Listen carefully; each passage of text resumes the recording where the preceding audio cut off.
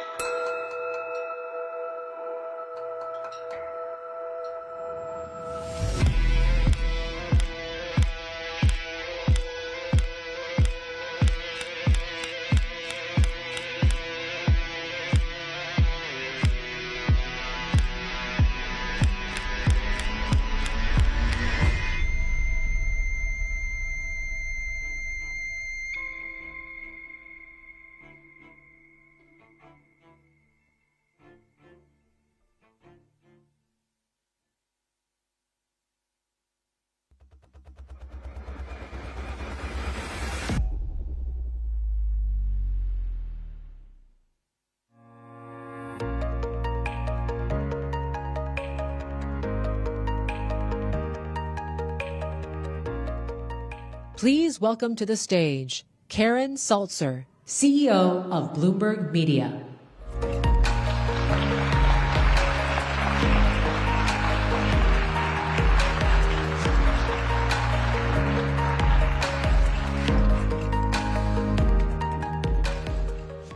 Good morning, everyone, and welcome to the final day of this year's Bloomberg New Economy Forum. It has been an incredible few days, full of conversations, leadership, and relationships that shape policies, move markets, and truly define the new economy. On this stage and in the halls and breakout rooms, we've heard from and engaged person to person with fellow decision makers, from heads of state to central bankers, to innovators transforming how we think about energy, technology, the future of work, and so much more.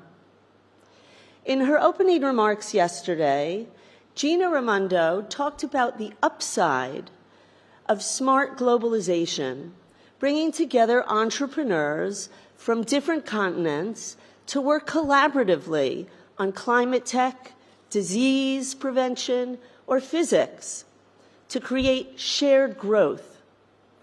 And that resonated with so much of what I've been inspired by personally here this week. Seeing a delegate who's been at this event since its inception in 2018, meeting up for coffee with a new member of our Catalyst cohort at their very first forum to discuss their experience, their ideas, and vision. One of our speakers pulled me aside before the gala dinner Wednesday night and told me how impressed he was by the rare level of candor, both on this stage and off, and also by the balance of public and private sector leaders, which reminded me of why this gathering truly matters. Because you can read, watch, listen to our news anytime, any day. And I certainly hope you do. But we all also need the space and time to discuss and debate face-to-face with other people who care deeply about the world's most pressing issues and have the power to help solve them. And that is all of you. I'd like to also acknowledge the role that Singapore has played in hosting our forums on 5 separate occasions now, reinforcing Southeast Asia's role as a true beacon of growth, dynamism, and connectivity in this global economy. Thank you once again. We love it here.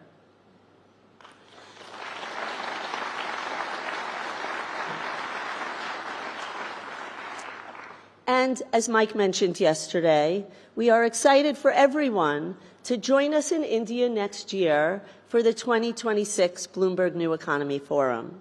In fact, earlier this week, we received a letter from Prime Minister Modi congratulating us and Singapore on another impactful forum and welcoming us to New Delhi next year, October 13th through the 15th, and I hope to see all of you there.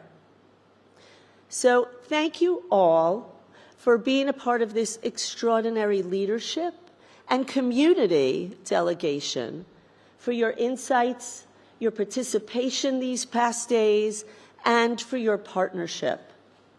Let's make today another remarkable day of connection, impact, and ultimately action. Thank you so much.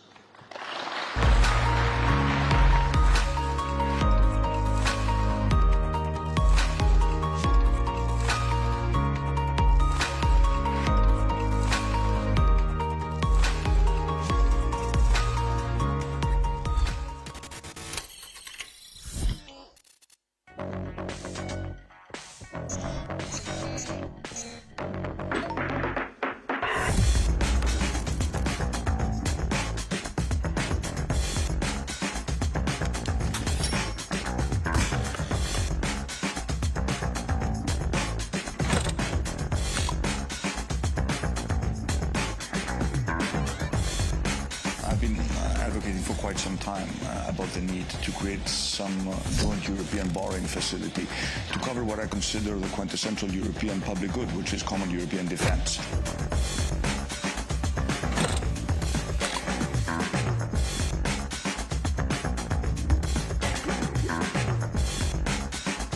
So, I mean, this is really the time when we need to move from words to action.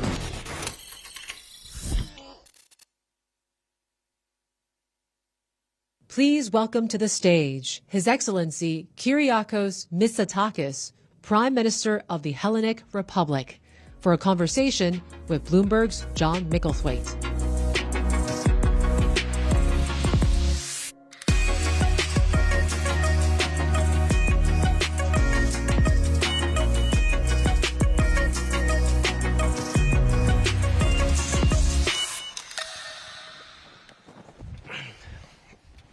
Prime Minister, thank you for talking to me yet again, this time a different continent. Thank you, John. Thanks for having me. The Greek economy has done extremely well compared with other European economies. You've got a debt upgrading last week, which is something of an exception compared with certain other larger European economies, which seem to be heading the opposite direction. A lot of investors here might be very impressed by Greece, but worried about Europe. How would you reassure them? Well, first of all, I think it is important to point out that Greece has staged over the past years what I consider to be a pretty remarkable comeback. If you look at our public finances now, they're incredibly solid. Greece is producing a sustainable primary surplus. Our debt is coming down as a percentage of GDP at the fastest pace of any OECD country. Our growth rate is significantly higher than that of the Eurozone, and we constantly keep attracting significant amounts of foreign direct investment. So I think we have proven that the Greek crisis belongs to the past. And I would say that Greece is also indicative of a broader trend where southern European countries are doing better than the traditional powerhouses of Europe. And of course, I think this is also a promising story for Europe as a whole, because In Greece, we've demonstrated that from a political point of view, the center can actually hold, that a competent, credible government, first of all, can win a re-election and can deliver reforms that address what I consider to be the primary problem of the European economy, which is a lack of competitiveness. So our story, I think, is helpful also in the broader European context to address some of the challenges that the continent is facing. It is quite a change, though, because France and Germany at one time might have been a little dismissive of Greece. Do you feel the same way about them now? Well, I certainly don't, because at the end of the day, let me take a cue of what the president of Singapore said yesterday in our private dinner, looking back at what Morgenthau said after the end of the Second World War. Prosperity is indivisible, and that is also true for Europe. If Germany and France don't do well, this will inevitably also impact the Greek economy. So we have every interest in ensuring that these countries also address their structural issues. And of course, some of the solutions that we need to offer have to be European.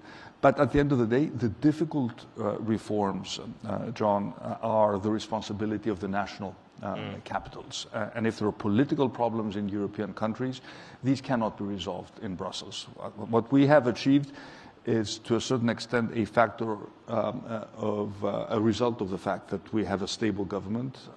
We've managed to win 2 elections. We have an absolute majority in Parliament. We're not engaged in complicated coalition discussions, which means that we can move very fast in implementing our program. That's one of the few doubts about Greece is the fact you look at the polls at the moment. You are on course at the moment to still come ahead in the next election, but perhaps as part of a coalition government. And when investors look at Greece, they trust you. They're not quite sure about the people you might have to end up in coalition with. It's not to 2020. Well, first of all, our elections are not till 2027. We're still more than 15 points ahead in the polls compared to the score of the second party. And I would point out that we had exactly the same discussion before the 2023 election. At the time, people were still doubting our ability to win with an absolute majority, and we succeeded in achieving exactly that goal. I'm quite optimistic about the performance of the Greek economy over the next 18 months. The number one problem that all European governments are currently facing is the cost of living crisis. But exactly because our financial performance has been good, we have the ability to actually deliver on our commitment to cut taxes for the middle class. So we will have a new budget that's going to be voted in a few weeks from now that's going to deliver significant tax cuts for families with children and for young people. And I do expect that these tax cuts will trickle down to the real economy and will help us address the cost of living crisis. So unlike other governments which are currently forced to take austerity decisions, our fiscal performance allows us to support the middle class and help people with the cost of living crisis. So do you think to people who are struggling in the middle, a bit like Keir Starmer or Emmanuel Macron, the key is sort out the fiscal position and everything else begins to fall into line? Yes, and of course one should not forget that in Greece, as a result of the fiscal crisis, we had to implement very, very difficult, very painful reforms, especially with regard to our pension system. And our retirement age is already at 67, so when I look at the discussions slightly higher than France taking place in other countries, I'm surprised by the fact that these countries have not been able to address these underlying challenges. In the case of Greece, there was a big bang, which was essentially the country going bankrupt. There was then a political big bang, because we were the first country to actually vote into power the populists back in 2015. That didn't end up very well. In a sense, we may be ahead of the curve also when it comes to the political developments. Do you think that's one of the things that countries need to go through to go back to reality? You need to have a dose of populism. So I would certainly. You wouldn't wish it on them. I would not wish it on anyone. It was 10 years ago that Greece was on the brink of being kicked out of the Eurozone, faced with what would have been not just a political catastrophe, but a sort of a generational tragedy. It didn't happen. The Greek people proved to be extremely resilient. But the truth is that in democracies, people don't notice the gradual erosion. This is exactly what Mario Draghi pointed out in his report. You look at the competitiveness figures today, compare them to where we were 20 years ago, and we notice that gradually we're losing ground to the US and to China. So we should not wish for a big crisis in Europe to address these challenges. COVID was a big crisis. The end result was that we decided to borrow 750 billion euros at the European level to support our economies.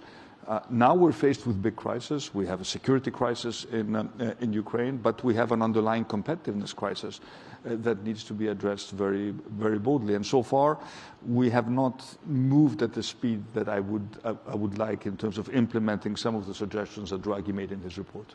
Just to push you on that, if you look at the history of Europe, it's tended to lurch forward in terms of the single market, in terms of other things when there is a crisis. But Europe has come through these things like, Brexit, a large member leaving, without much really changing in the middle. Well, first of all, when you look at defense spending in Europe now, the Ukraine war was a rude awakening. We're spending more on defense, but we also need to do it in a more coordinated manner.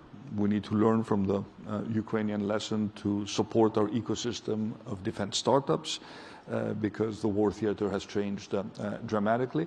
And we've taken some important decisions in that direction. But at the end of the day, the battle is going to be won or lost on the competitiveness front. So when you look at issues such as deregulation, simplifying the business environment, when you look at topics such as, which are very relevant to this audience, savings and investment union, how are we going to create a unified capital market in Europe, securitization.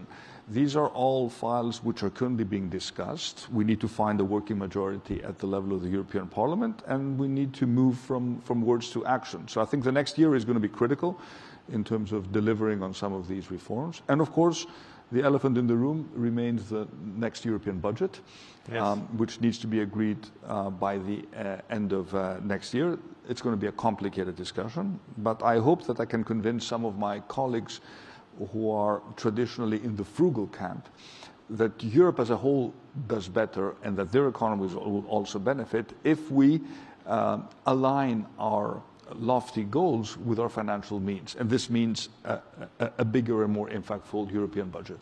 One way in which you have been slightly more impeccably European than some other countries in allowing foreigners to come in and buy Greek assets. And the latest is Euronext, which I think earlier this week acquired the Athens Stock Exchange. One industry that lots of people are looking at is energy. And people look at things like your grid, IPTO, and your big electricity company. Do you think those are things, would you be prepared to let foreigners come in and get those? Well, first of all, let me point out that when it comes to the financial sector, Greece has been open to foreign banks acquiring stakes in Greek banks, and I think we're happy that we can be part of a broader European story, and we feel that we can benefit from that. First of all, for a country that is still sort of regaining its credibility, the fact that you have big financial investors looking at Greek banks is in itself a positive development. And the fact that our stock exchange, which has been one of the best performing stock markets in the world, has been purchased by Euronext, also plays into this broader theme of capital markets union. Now, when it comes to energy, IPTO will at some point probably require a share capital increase. We still feel that this is an asset that should be controlled by the state. But when it comes to minority shareholders, we're of course open to attract more capital from foreign investors. You let people in to add capital, but not control it. Yes, and the same is also true for the Public Power Corporation. Yes. When we came into power in 2019, it was on the verge of bankruptcy. Now I think its stock has increased more than tenfold. It's a regional player, but the Greek state still retains a blocking minority, and we intend to keep it that way. But we want foreign capital. We want foreign expertise also for our infrastructure companies, and I think we've proven that we can find a way to work with foreign investors while returning important stakes in companies we consider to be critical for our national security. slightly awkward one for you is the port of Piraeus. We have this big struggle between China and America. You let the Chinese come into Piraeus and get that. And now do you worry about the Trump administration saying, No, we want you to push the Chinese out? for us, deals that were done by previous governments need to be respected. And we've made that very, very That's clear. not something that Trump generally tends to but think is a good idea. But on the other hand, look at what happened in Greece over the past 15 days. Greece is becoming an energy hub for the Balkans, Central Europe, and Ukraine. A few years ago, we were really not on the energy map of Europe. Now we're becoming an entry point for American LNG into the European market. So we are leveraging our geographic position to strengthen our geopolitical hand. So I think we can find a way to absolutely work with the Americans, and we want to do that. And we've already signed deals to prove that we can construct win-win arrangements without, in the process, questioning investments that were made in the past and whose structure needs to be respected. Is that a subtle way of saying to Trump, look, we're doing all these deals with you on LNG, leave Piraeus out of it? There are also other ports in Greece that can be developed. You could invest in. So there's a way of again, respecting what has already happened while inviting U.S. capital and U.S. interests to invest in Greece. And I think so far we've been successful in doing that. A slightly more problematic one. You just had President Zelensky visiting you in Athens. This morning we've seen these details coming out of a US-backed peace plan that seems to give Russia a lot of what it wants. I mean, how should we look at that? Is that just a surrender, or is it just accepting the inevitable? Well, I just looked at the reports, so nothing has been officially communicated to us meaning I think European leaders. I think a lot of the points that I saw are quite problematic in terms of Ukraine giving up territory it still controls. And of course, at the end of the day, we've made it very clear that no deal can be done without Ukraine. And of course, the Europeans need to be part of any discussion regarding the future security arrangements of Europe. And I think we've also made it quite clear that at the end of the day, the most important security guarantee for Ukraine is a very strong Ukrainian army, and that the Ukrainian armed forces need to take responsibility in terms of ensuring that Ukraine, but of course to a certain extent also Europe, is safe. That's one of the problems, though, with what is being put forward, that the Ukrainian army would be limited, and America would. Yeah, so I see a lot of problematic points in this proposal. Again, we've not seen anything officially yet, so I'll probably not going to make any other comments until something has been communicated to us officially. You get the impression there's a kind of squeeze going on. These things are arriving exactly the same time. There's at the same time, we need to be aware that we need to continue. We need to continue to support Ukraine. We've actually just signed a deal with Ukraine to help them with their gas supplies. They're going to be suffering during the winter, and we should not forget that. Behind the negotiations, there's a very harsh reality for the Ukrainian people. They're fighting with great courage, and to the extent that we can help them with their energy and their natural gas needs during the winter, we're very willing to do that. You've been one of those people who supported the idea and you championed it that the West should use that the Russians' frozen state assets sitting in Belgium at the moment. It's still stuck there because the Belgians are reluctant to let it go, and that money could be used to rebuild Ukraine, help Ukraine if the war continues. We'll discuss this at the next European Council.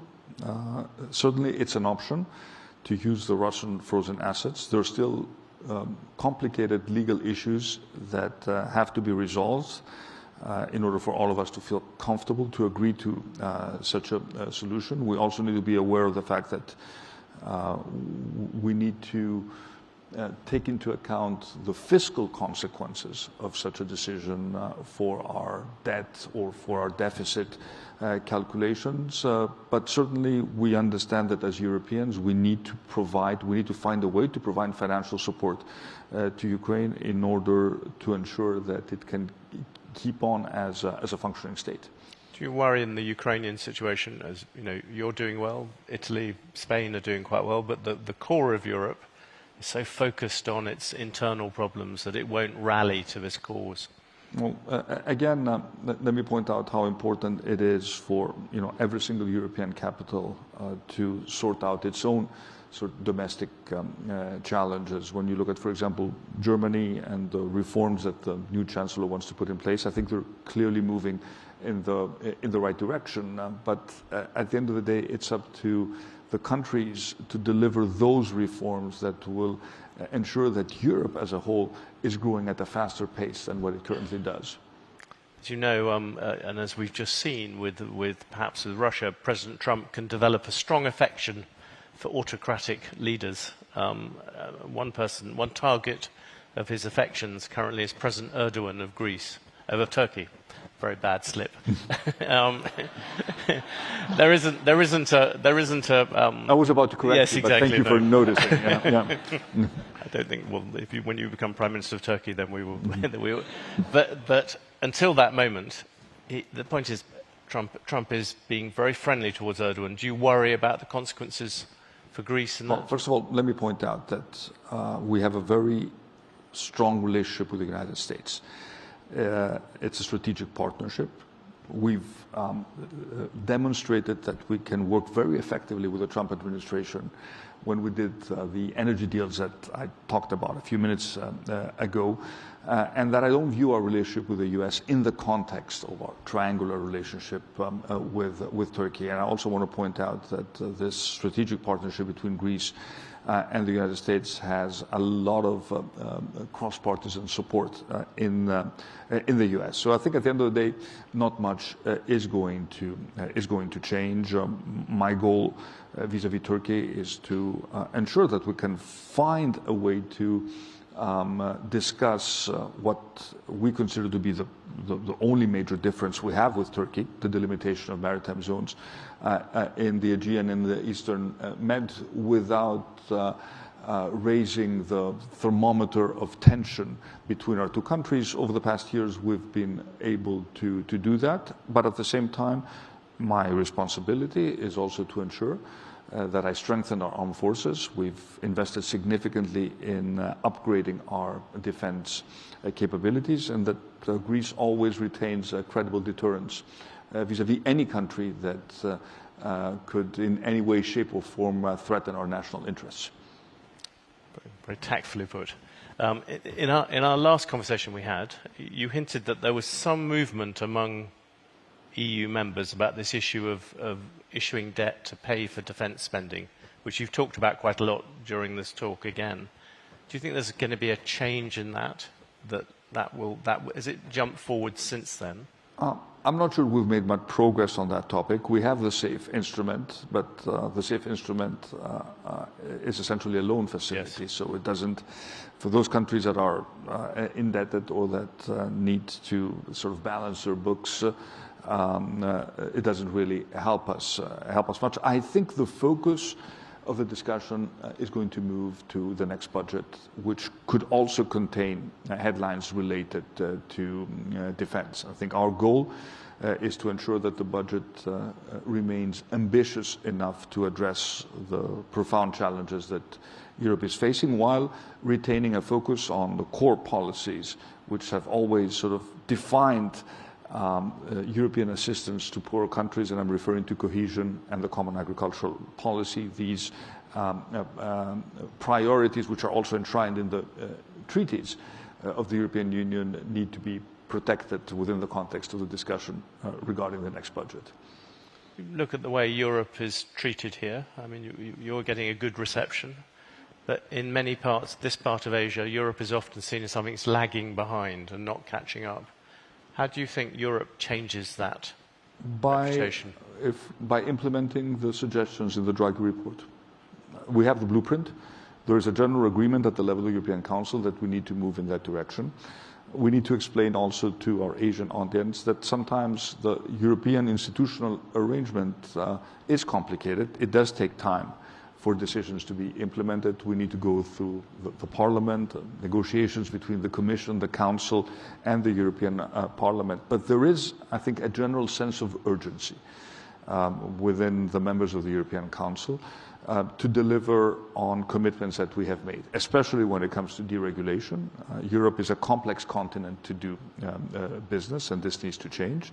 When it comes to energy, we need to lower energy prices, and we need to take important initiatives in that direction. And we need to make progress on the Savings and Investment Union in order to ensure that European savings at least stay in Europe rather than be directed towards the United States or towards Asia.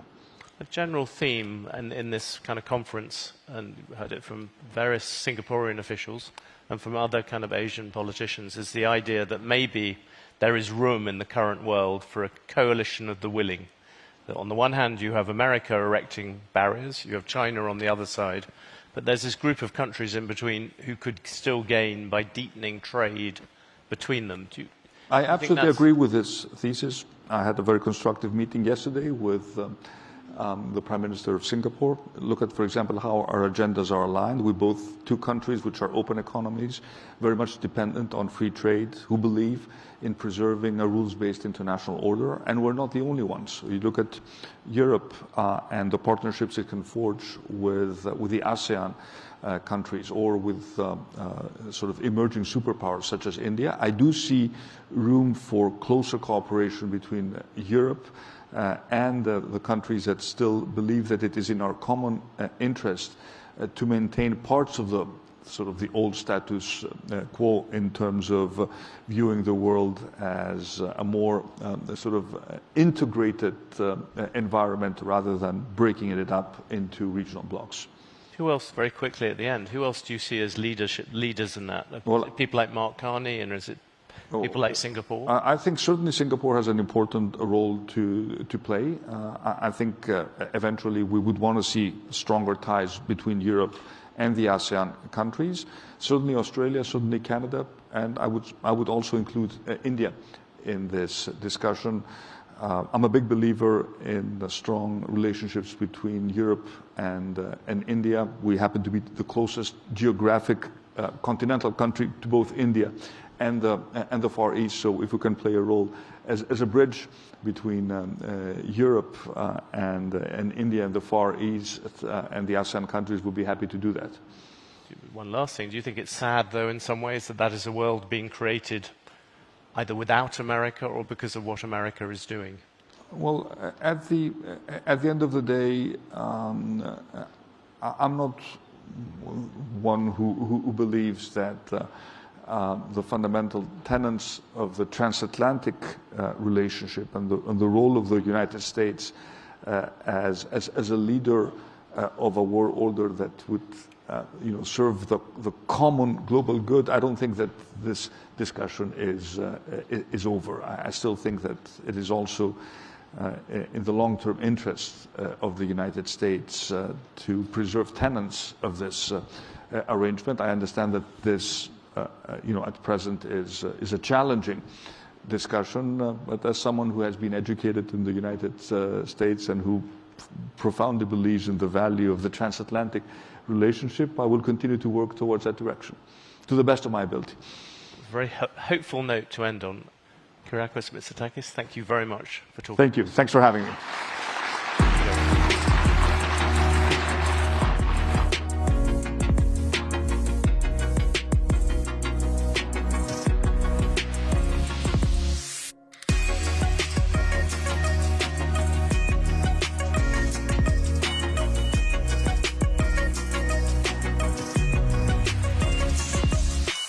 Please welcome to the stage Stephanie Flanders, Head of Economics and Government for Bloomberg.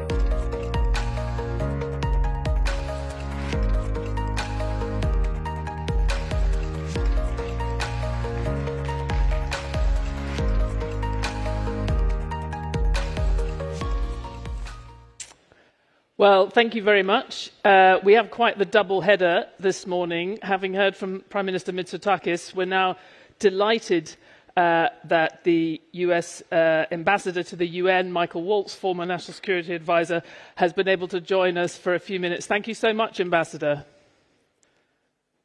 Oh, thank you. Great to be with you. Good morning. And I hope you can hear me okay across the ocean. We can, loud and clear. I think I should start with congratulations. This is not an administration that has sought to run a lot of its foreign policy through the United Nations, but you did seek and obtain a UN Security Council resolution supporting the Gaza peace deal this week. Can you just tell us a little bit about why you wanted the UN's backing for this and the concrete next steps you're looking for from here? Well, yeah, thank you. It was quite a vote. I think history will look back on it as one of the most consequential votes the United Nations has taken in quite some time. And essentially, what it did was endorse and welcome the Board of Peace, chaired by the United States. And underneath that, you will have essentially an international fund largely managed by the World Bank, to which countries can contribute for the reconstruction, rebuilding, even supporting the stabilization of Gaza. So that's one. Number two, there will be a technocratic administration of Palestinians, apolitical, largely overseen by the board. But these will be technocrats responsible for electricity, sewage, water, really getting basic government services back in place. And then importantly, and to answer your question most directly, many countries wanted and needed the UN's blessing to send troops in for the stabilization of Gaza. Countries that we're having quite positive conversations with, like Azerbaijan, Indonesia, and others. And all of this stemmed from the historic gathering that we had at Sharm el-Sheikh, which led to the ceasefire in Gaza so many had been crying for so long, and also the release of the hostages. We still have 3 remains that are being brutally held and used as negotiating chips by the terrorist group Hamas. But, again, we've had 2 years of devastating war. And our argument to the United Nations was, everyone can find flaws in this plan, I'm sure, but it's either this moving forward or a return to war between Israel and Gaza and Hamas, and certainly no one wants that. And you highlighted the importance of the International Stabilization Force. I mean, no country has publicly agreed to join it yet. Several have ruled out joining. I just wonder, how are you expecting that to move forward? Are there other countries apart from Azerbaijan who's not, I don't think, has formally said they'll join? What others are you hoping will join? In fairness, we passed the resolution this week, and a number of those countries need, both for their domestic laws or their constitutions or otherwise, wanted the stamp, so to speak, of the UN and the blessing of the Security Council. Many said that would navigating between the Arabs, the Palestinians, the Israelis, and avoiding a veto from China or Russia was impossible. This administration's been told peace was impossible before, and yet we are now weeks, if not months, into a ceasefire that many had clamored for a long time. So enough with the symbolism, frankly. We've seen a lot of symbolism out of a number of international organizations. This is a real plan. We have 200 American troops on the ground facilitating aid. We're back to over 600 trucks a day that are moving in to Gaza. So far, it's fragile, it's difficult. The ceasefire is holding, and hostages walked out alive. And on top of that, we're receiving the remains literally week by week. So no one said this was going to be easy, but I think we've seen progress that should be celebrated. Do you, just on that point, and it's obviously very difficult, over 33 people died in Israeli strikes overnight in Gaza. We've obviously had an intensification of settler violence. Did we lose it? Have we lost the ambassador? That would be bad. I was just getting onto, the nitty-gritty. Should we see if we're...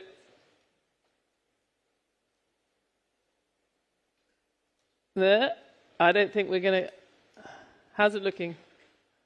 Have we been able to get... He was coming through so well till I mentioned anybody dying. I don't know.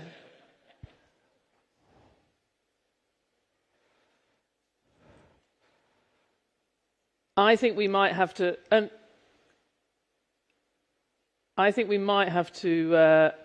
move on. I don't know whether... Hello? Oh, he's back. Hello. Yeah. Sorry Hi. about that. That's all right. That's all right. So we were just talking about... Did I lose you again? No.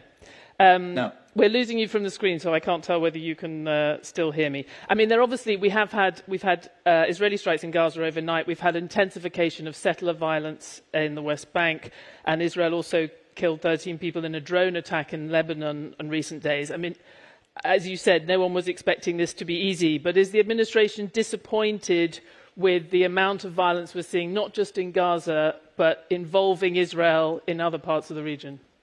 Well, I have to push back on the premise of the question a bit, because if we continue to lay out the violence, what we've tragically seen is Hamas literally lining up its opponents on camera and executing them with guns to the back of the head. So the entity that's killing the most Palestinians in the most brutal fashion, very deliberately to send a message as it reestablishes control, is Hamas. And I would hope that that would be first and foremost on anyone's mind. Absolutely. And I believe Secretary Rubio spoke out about the violence in the West Bank. We absolutely will address that with the Israeli government to the best we can. But what we cannot return to is the definition of insanity, which is to try to rebuild, allow Hamas to survive, and have it attack Israel and start this insanity all over again. So we are trying to break that cycle of violence.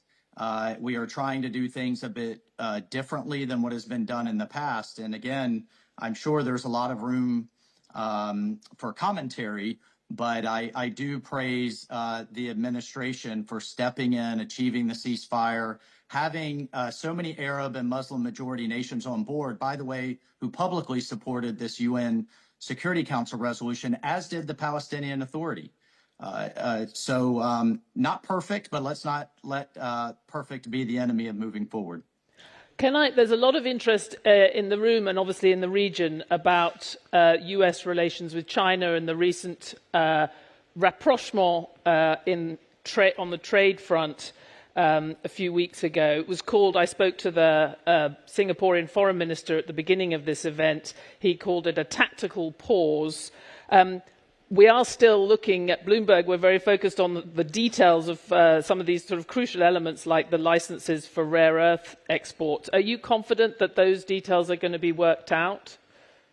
I am. I'm certainly confident in Secretary Besson, our Treasury Secretary, Ambassador Greer, our trade representative. You know, I was listening to your prior panel with the Prime Minister of Greece, and look, you know, one of the things that I think we'll look back on COVID was that seemingly small things that you can no longer manufacture at home, like mask gowns and gloves, can very quickly become a critical national security issue when you need them. The other thing that we have seen China now weaponize is both mining and refining to rare earths. We saw them do it to some extent to Japan. We've seen them do it to some extent to our friends in Australia, but now it has been fully weaponized. The United States is working diligently to onshore or ally shore access to those things that make our economy go. And from a multilateral space, you have these organizations like the International Civil Aviation Organization that sets standards for how we fly around the world, the International Seabed Agency that's looking at seabed mining and controlling international waters, the laying of cables. that control 90% of financial data. And most recently, the International Maritime Organization that sought to levy the world's first carbon tax on our global shipping fleet to the tune of $1 billion a month that would have been passed on to consumers. So I think we all have a real interest in these organizations that many people have never heard of. The International Telecommunications Union, Spectrum, Space, and Radio, that we want set in line with our values, with free markets and open societies. But this is a real struggle that's happening behind the scenes. And this administration has given me instructions and our team instructions to get in there and fight for our interests. You talk about, I mean, that has been one of the distinguishing features of the Trump administration in the first Trump administration as well, wanting to reduce the US economy's dependence on China.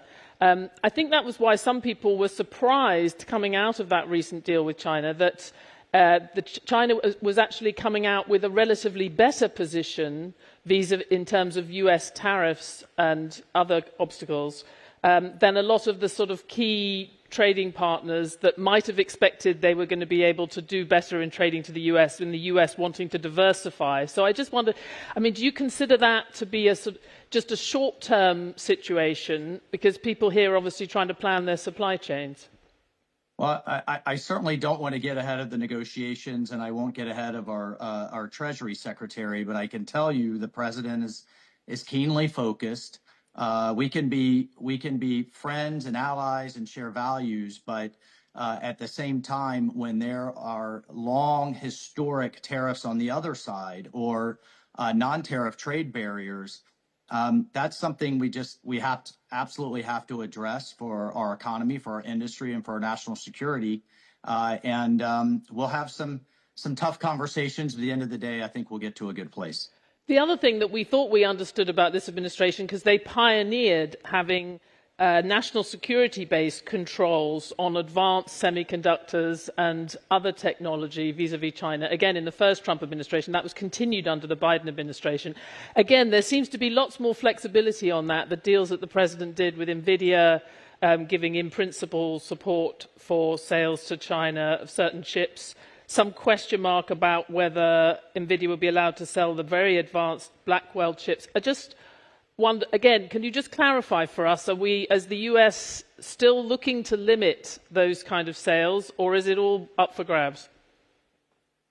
Well, I think those will be ongoing conversations. But I have to tell you, to my knowledge, and I hope I don't get this wrong, the most advanced chips, the Blackwells, are absolutely focused on our national security needs. I do not believe that those are being exported. But again, I do not want to get ahead of both our Commerce Department and our trade reps. You're sitting in the UN, and you have told me that, your office has told me you don't want to engage heavily on the issue of Venezuela, and I understand that people don't want to get in front of the administration. But there is an idea of President Maduro being offered a safe exit plan that's being discussed by a number of countries, and the UN is the kind of place where you would have these back-channel conversations. I just wonder, would the US countenance that kind of scenario for Maduro? Well, if we were having back channel conversations, I certainly wouldn't make them front channel in this in this forum. Just among friends. But we've been very clear that we see the trafficking of people, of drugs, of weapons, of fentanyl in particular, backed by state actors. And by what we consider the head of an international criminal organization, Maduro, to be absolutely unacceptable. It is in our national security interests, and we're going to take decisive action. You even recently saw regional actors like Colombian President Petro suggesting it may be time for Maduro to go, and you do have an internationally verified stolen election. And now a Nobel Peace Prize winning Maria Corina, who is fighting just what I think history will look back on as a truly noble fight for their freedom. I mean, you are referring to those international authorities in citing support for the approach to Venezuela. But of course, on the other side, we've had in the UN a panel of experts and others condemning the extraterritorial targeting of vessels by the US, some in the UN talking about the US behaving as a rogue nation, even as they criticise Venezuela. Are you worried that there will be some form of UN vote or UN censure of the US for those? Do you see that weakening the US position? Well, we could probably spend the rest of the evening talking about ridiculous conversations in the UN. Countries like Iran and Venezuela on the Human Rights Council opining on human rights in Europe and the United States. But without getting too far in the weeds, Article 51 of the UN Charter also authorizes a country to take decisive action in its own self-defense. Look, we've lost more people to fentanyl in the last year than we lost in the 10 years of the conflict in Vietnam. This is being done deliberately. It's being done. It's state supported, and it's destabilizing not only our country but the region. And we're seeing these cartels, for example, work with the gangs that have taken over all of Haiti, that are transshipping on to Western Africa, to Europe and the United States. So, as another UN Security Council resolution that we just passed will establish a gang suppression force. Right now, Kenya is there, but it'll be backed by others. These transnational gangs are not the mafia. They are, change the name from Sinaloa to ISIS, and you have a very different dynamic. So I remember my background is in special operations. We were running around the world in the 90s trying to arrest Osama bin Laden as a criminal matter. Once 9/11 occurred, we changed that national security dynamic, and that's what you're seeing, the approach you're seeing the administration take with these transnational terrorist groups that have been designated as terrorist groups in Venezuela and in Mexico. Just we're going to run out of time, but we did lose a bit of time at the beginning. You heard Prime Minister Mitsotakis talking briefly about the Ukraine, the 22-point plan that is currently being discussed for Ukraine, and you know how many people are viewing that as quite heavily leaning in favour of Russia. But it comes at a time when President Zelensky is under a lot of pressure over the corruption scandals currently hitting his chief of staff. I'm just interested, as far as the US is concerned, do you feel that the exit of his chief of staff, Yermak, who now has so much pressure on him, is something that you would need to see to move forward in negotiations as part of your anti-corruption efforts? Oh, God, I'm not going to comment on speculation out in the press, but in terms of the premise of your question, I mean, we literally just had, I believe it was October 22nd, sanctions on Russia's number one and number two producers, Rosneft and Lukoil, that take effect tomorrow. The president has been quite decisive, but he's also been very clear that the war needs to end. We are talking millions of casualties, billions in treasure, and there is no military solution to this war on either side. It does need to come to a diplomatic solution, and we are pressing both sides to come to the table and negotiate a just and lasting and secure peace. But when will how do you see that negotiation proceeding? Because I think most people, certainly Prime Minister Mitsotakis and others in Europe would say Ukraine has to be at the table in these negotiations, and there's no sign of Russia and Ukraine being at the table. No, on the contrary, those sanctions went into place when President Putin refused to live up to his commitment to have a bilateral and trilateral meeting with both sides. Ukraine has absolutely been consulted. I've, in my prior position, personally consulted them. I saw the Ukrainian ambassador to the United Nations today, in fact. So, again, I'm not going to speculate on a lot of the media reporting out there, but what is incontrovertible is that we have increased the sanctions on the Russian economy. We've called on many European nations that unbelievably are still buying Russian oil and gas through the Ghost Fleet. We're going to continue to pressure both sides to drive this war to an end. Ambassador Waltz, we have to go, but I must ask you a question because it's something that hangs in the room in lots of conversations, and especially when we see so many foreign leaders come to see the president. There is a perception, apparently a very widespread perception among countries and people who are going to the White House, that increasingly opulent gifts for the president, bars of gold, and supporting business deals in your country with the Trump organization is going to help you in achieving your trade or your security objectives with the US. Is that something that you're telling people in the UN is not true? Because people do seem to believe it makes a difference. Any responsible leader will drive foreign investment into their country. And the fact that we're seeing not billions, but trillions now drive into our tech sector, into our infrastructure, I think is what the American people would expect of any president. And I have to tell you, ask the Armenians in Azerbaijan. I just talked to a Kazakh ambassador who said the first ever Kazakh wheat is going to transit Azerbaijan into Armenia because of that peace deal. Let's talk to the families of the hostages that just walked out of the tunnels of Gaza. I could keep going. We just negotiated the beginning of meaningful negotiations for Western Sahara and Morocco. The president just pledged to really try to bring an end the worst humanitarian crisis the world is seeing right now that's ongoing in Sudan.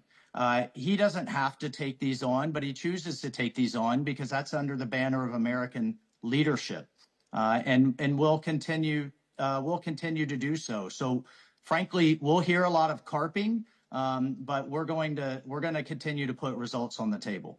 Ambassador Waltz, thank you so much for joining us. All right, thank you.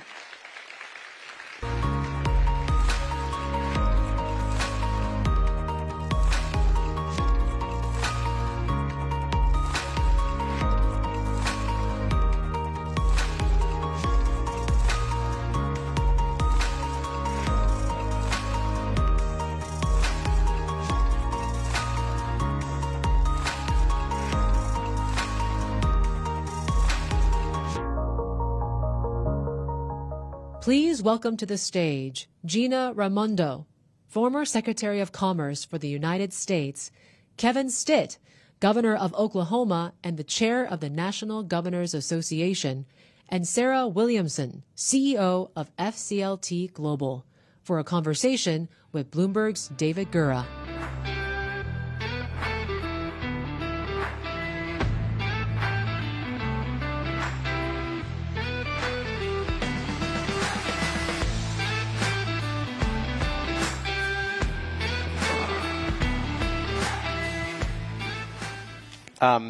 Gina, I wanted to start with you and this term, reindustrialization, which is not a new term, but I think in kind of the lexicon of policy terms is one that has kind of a plasticity to it. It means different things to different people. And you've described in the past, let's say, debates that you had with the past president about a manufacturing renaissance in this country and how targeted or nuanced that should be. So with that preamble, I'm curious how you define the term, how you see reindustrialization unfolding in the country today. Good morning. It's great to be here. I think this has been a fantastic conference. I hope everybody has. I know you're all probably tired on Friday, but I hope you've enjoyed it.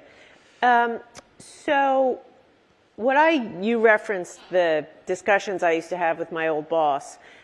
There are some, like my old boss, who think everything ought to be made in America. We could be able to make everything, don't want to just be at the end of the supply chain. And I have a slightly different view. You know, not everything can or should be made, mined, assembled in the U.S. That being said, we took our eye off the ball in the 80s, 90s, early 2000s and decided we didn't want to make anything, right? We thought it would be fine to allow China to be the world's manufacturer, which is exactly what they want to be. And that doesn't make for a strong country, which is what America should and does lead the world. So we have to make strategic, high-value things in the U.S., which we can do. right? Especially with automation. We can make cars, we can make semiconductors, we can make batteries, we can make magnets. And so I think it has to be focused. It's not the commodity products, but beyond that, it makes us stronger, it makes our community stronger, creates jobs, and mostly we cannot be so reliant on China, on Taiwan, for these critical products. Governor, I'm curious how you see it. When I think of Oklahoma, I don't think of a manufacturing state, and I think maybe 10 or 11% of your workforce is in manufacturing, 140,000 jobs out of 4 million people. How do you think about manufacturing in the context of what you've set out as your objective, to be a top 10 state, to be a state that's open for business? Are you pursuing that in a targeted way along the likes of what Gina's describing? Or are you kind of open to any company that wants to come and set up shop in Oklahoma? How are you thinking about it? Well, like the Secretary said, I think COVID opened up our eyes to the need to get the supply chain closer to home. And so the Bipartisan CHIPS Act during the Biden administration was a great example of trying to encourage manufacturing to come back. So Oklahoma is focused on that as well. And we've had some wins here recently. But I think about, what do companies need that are overseas looking to come back to the U.S. to get into our market? I mean, I say the 3 Ps. They're looking for people, power, and permitting. So if you can get those 3 right, you're going to be able to attract the companies to your state. And so that's what we focus on. I mean, people, we just did a lot of tours here in Singapore regarding how they train that workforce. And I think they do a better job than we do in America of getting kids exposed and having businesses work with the academia. And then we went to Switzerland and looked at their apprenticeship model. So I think we've got to figure that out as in the U.S. and rethink about our education model a little bit.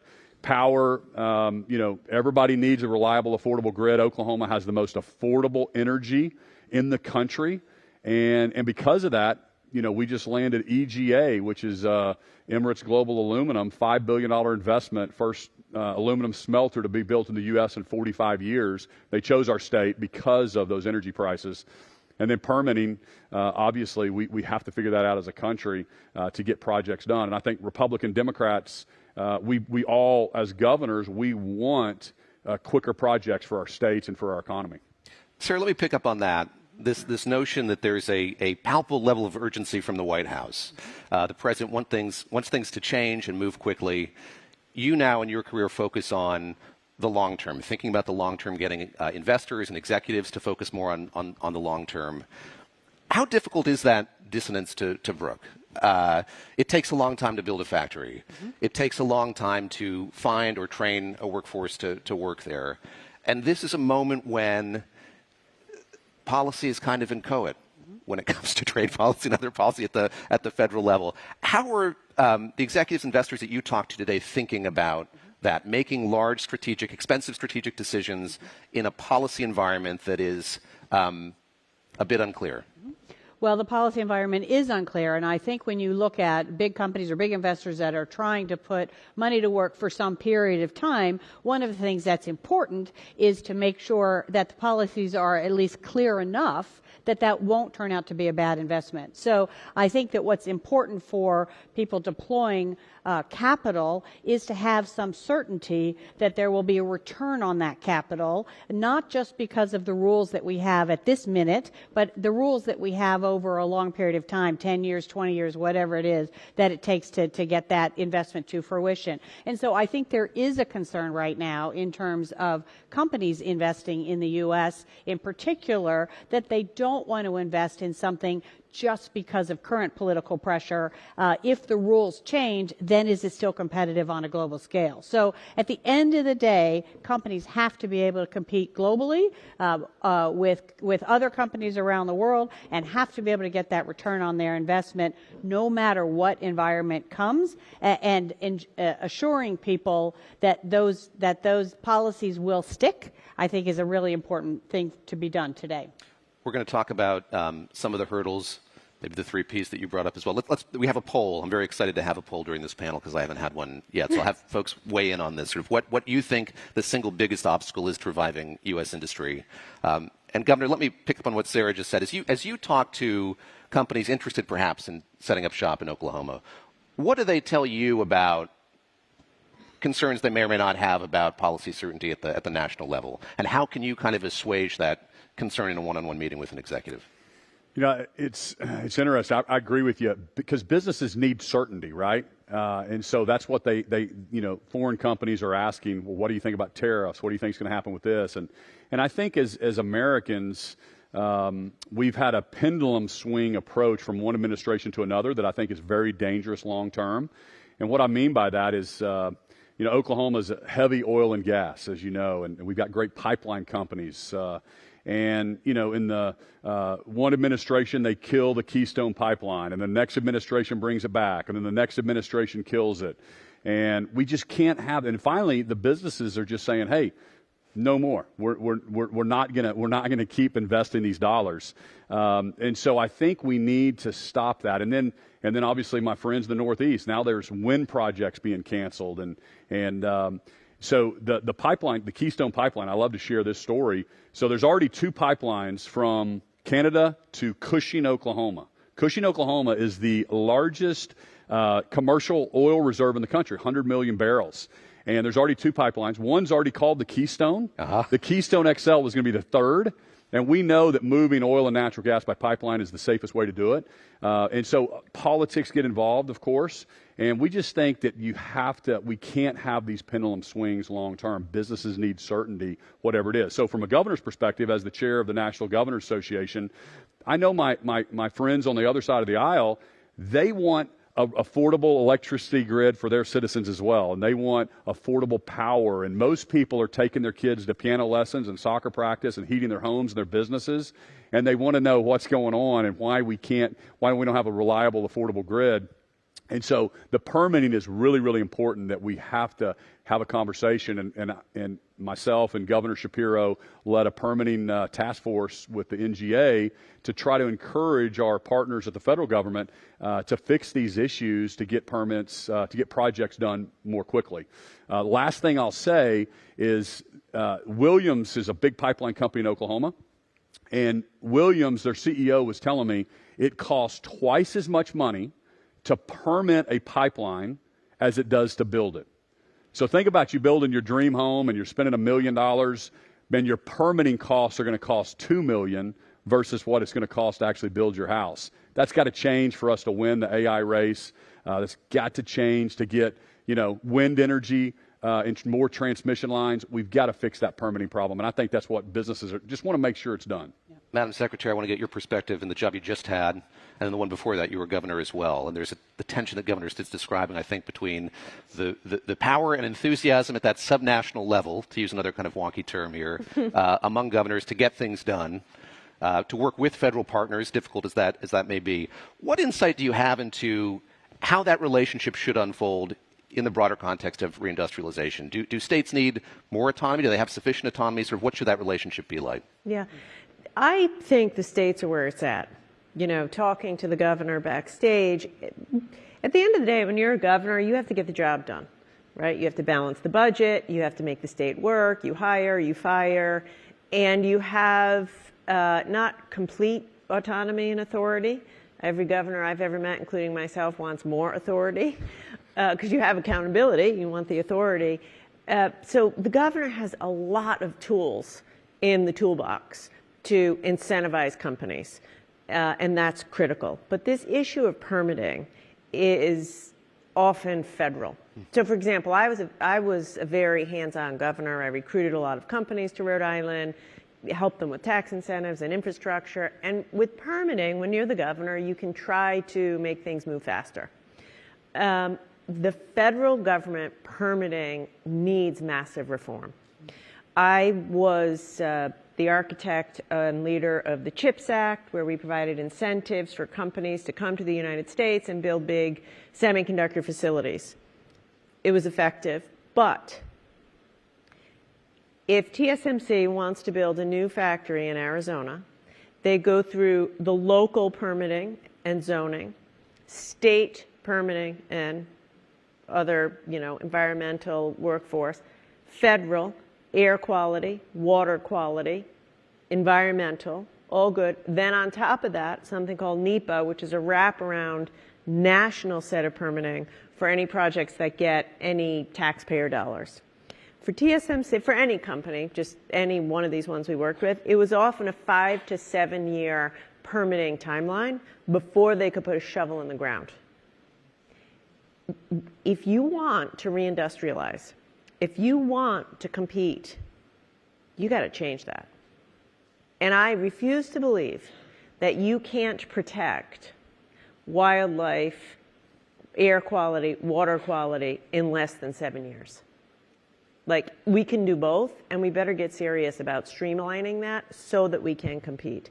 Same thing the governor mentioned, Switzerland and apprenticeships. We need serious reform to post-secondary education in this country, or in my country, I believe. College isn't for everyone. It's incredibly expensive. It takes a long time. So if we're going to reindustrialize, it's the whole package. It's the whole ecosystem of permitting reform, apprenticeship, making it easier and predictable. Even tariffs, you're talking about tariffs now. Some amount of tariffs most companies can live with, but not 40, 50%. And by the way, not changing every other month. So I think it's just certainty, transparency, speed, and we can do it. It's the political will to get it done. I saw the poll populating in real time, and it looked like labor was seen as one of the bigger obstacles that folks face in doing this. And Sarah, I wanted to ask you, just picking up on what the Secretary just said, you look at Switzerland or Germany, there are private companies that kind of pick up the mantle and do a lot of this training. And I'm curious, from your vantage, how much enthusiasm or willingness there is for that to happen in the U.S., for companies to take up the mantle, assess what they need to reindustrialize, and then do that training themselves? So I think the good news, bad news about the U.S. labor market is it's very fluid. So in some countries, if a company trains that individual, they're pretty sure that that individual will work for that company for a long period of time. In the U.S., it's much more common for people to change jobs and change jobs often.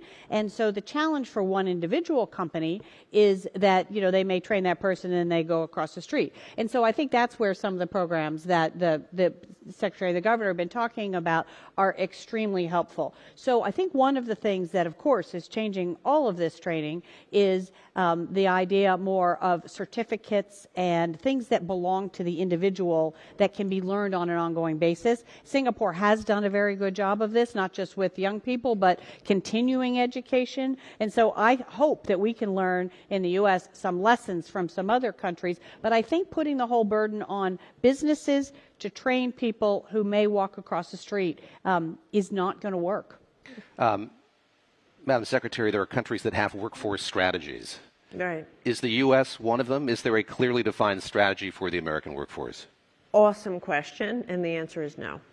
And we need to get much more serious about it. So to that excellent point that you just made, if we had an apprenticeship program, if you find somebody who's young or out of work or wants to change, and you offer them an opportunity and train them, chances are they'll stick with you, right? If you find somebody we did this in Rhode Island in a state level, there were so many people. One of the biggest employers in Rhode Island makes submarines, most sophisticated submarines in the world, made in Rhode Island, electric boat. They needed to hire a few hundred welders every year. There's a very big shortage in the trades in the U.S. Electrical engineers, plumbers, pipe fitters, welders, and the like. So we set up an apprenticeship program. If you take somebody who's 18 or 19 years old, trying to get by, working as a waiter, waitress, whatever, and give them an opportunity for a career at a place like Electric Boat, they'll stick with the company. But right now, like I said, we don't have a purpose-built workforce system where we align who are we training with the jobs we want to create. Governor, in that poll, another obstacle is the high cost of construction, building these facilities. So let's go back to the aluminum company that you mentioned, and I looked at the memorandum of understanding that you signed with that company, and there's tax increment financing, exemptions on sales tax on machinery and equipment and energy, and property income tax exemptions as well. What works when it comes to incentivizing companies to come and build and invest in Oklahoma? When you look at your toolkit of what you can offer them to kind of sweeten the deal, make Oklahoma look better than other states, what have you found is most effective? Well, I saw the online there, your poll, and I would agree with it. Back to the 3 Ps. I think they're obviously worried about the workforce. They can't make what they're making unless they have the people in the workforce. So back to the Secretary's point, we've got to do a better job in the U.S. on that apprenticeship model and the trades. And, the incentives, states, there's 50 laboratories of democracy. So we compete with each other all the time on incentive packages, and that's part of the deal. The consultants will come in, and we're going to be as competitive as any other state, but we all have something we're going to compete for to try to, try to recruit people to our state. But, I think more than anything, it's back to the people, it's back to the power. One of the reasons that EGA chose Oklahoma was because a big part of their income statement expenses was the electricity cost. So for them, that was a big driver. And I can't tell you how important. I mean, I've got an international strategy. I've met with 80 different ambassadors. Everywhere you go, all they want to talk about is the power, right? And how does the grid look, and what is the makeup in your country, and how can we learn from what's happening in Oklahoma? And so I just think that's really important that we have an all-of-the-above approach. That's why I believe in free markets. I don't think the government should be putting their thumb on the scale and say, do this, don't do that. I think that's very dangerous. Let's let the businesses innovate to meet the needs of Americans. And like, for example, Oklahoma, you think we're just a huge oil and gas state, and we're actually number 7 producer in natural gas and number 5 in oil, something like that. But we're number 4 in electricity generated by wind, because we just have this all-of-the-above approach, and it's created this great opportunity for companies to look at our state. But also the workforce and going after certain industries. Like, we already have a cluster. We're huge aviation and defense. So going after those type of industries where you already have a workforce is important as well. And then when the Secretary was Secretary, Tulsa, Oklahoma got a $51 million technology hub grant, one of only 12 states, so thank you very much. We have utilized that greatly to continue to build on that hub of aviation. So it's autonomous vehicles, it's drone technology, and we've taken that $51 million that the feds invested in Oklahoma, and we've turned it into $150 million worth of private investments, and the goal is to have 50,000 new jobs out of 7,000 above the median income. And so we're using those resources just to create another cluster that we think is where the job market's moving. Sarah, let's talk. Please jump in. Yeah. By the way, I gave him the $51 million because he called me so often. He's a great, he's a great governor, right? When you're selling, you got to keep going. Yeah. But just 2 quick points on that. Number one, industrialization, reindustrialization. If we do it right, it should help revitalize communities all over America.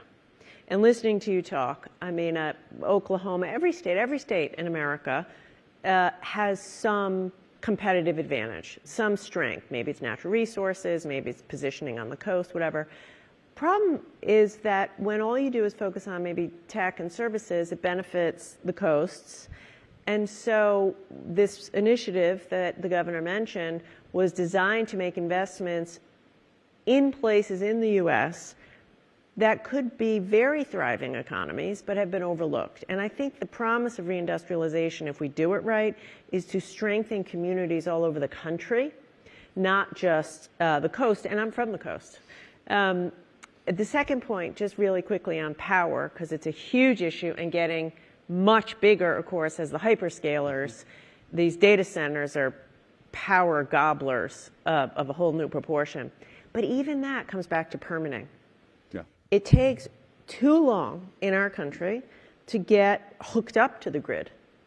So it isn't just availability of power or grid infrastructure, those matter. It's the permitting. And that's fixable. That's a matter of political will to get the job done. Can I piggyback on that real quick? Yeah, please. So real quick because you're right, to get connected to the grid, a lot of times they're telling these companies, hey, it's going to be 7 years before we'll build new generation, right? And now the communities are like, well, man, do I really want this data center, this AI data center, because it's going to cost my power to go up? So this past session, I passed behind the meter.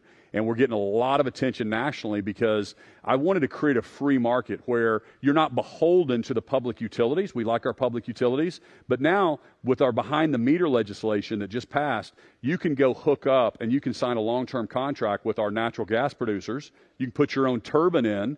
You can create your own electricity for your data center outside of the grid, which is just a free market principle. It holds everybody accountable.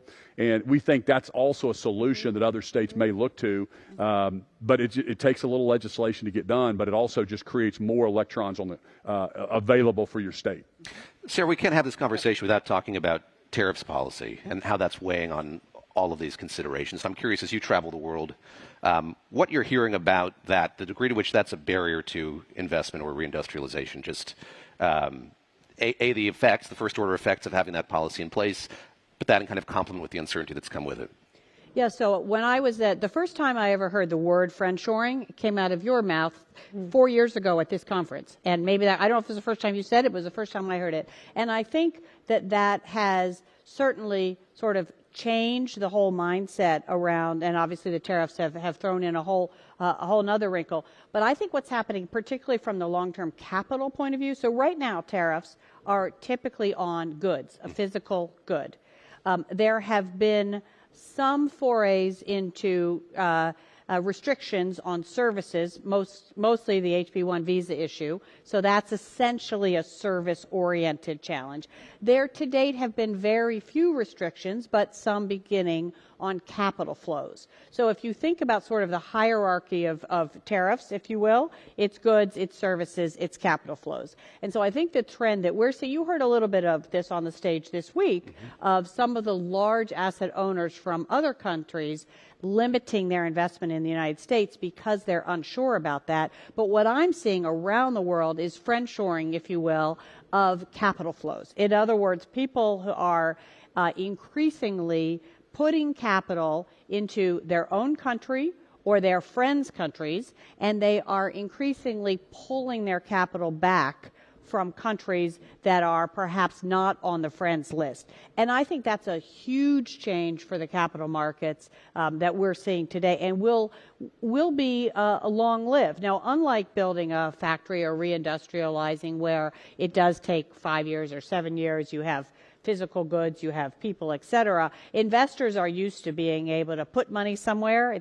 Usually it's a two-way decision. If you make a mistake, you can pull it out, whereas building a factory, it's usually a one-way decision. You put that in, you don't pick it up and move it.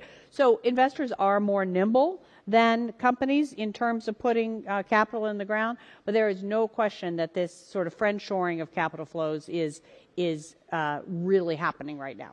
Governor, I'm curious how you think about the trade policy that's in place, and your tenure in the governor's office precedes the implementation of these latest tariffs, but has it acted as a forcing mechanism? Has it made your job easier or more difficult? How do you see through that prism of the president's trade policy? Well, first off, I agree with the president's effort to bring manufacturing back home and get it closer to the U.S. He wants to create jobs in the U.S., so I agree with that. Whether it's, and I think he uses a lot of that as a negotiating tool. And so, I mean, we'll see what the end result is, but we're trying to capitalize on it. We are looking at deals. We're seeing deals coming.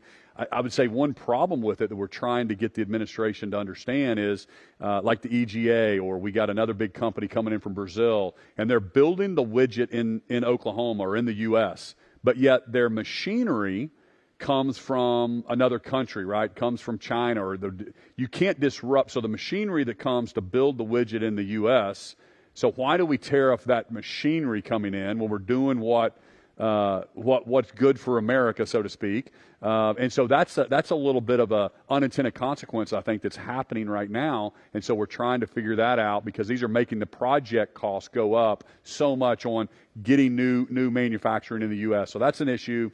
But I think generally overall, Oklahomans are supportive of this effort to bring, manufacturing back. And then the Bipartisan CHIPS Act and IRA during the Biden administration was also the same effort to bring manufacturing back closer to home. So both administrations, the good thing is we're generally going in the same direction. Administration, we're not having some pendulum swings on that, which I think is good for our country. He's giving you a lot of props, props here. Well, yeah, I appreciate all that. Thank you.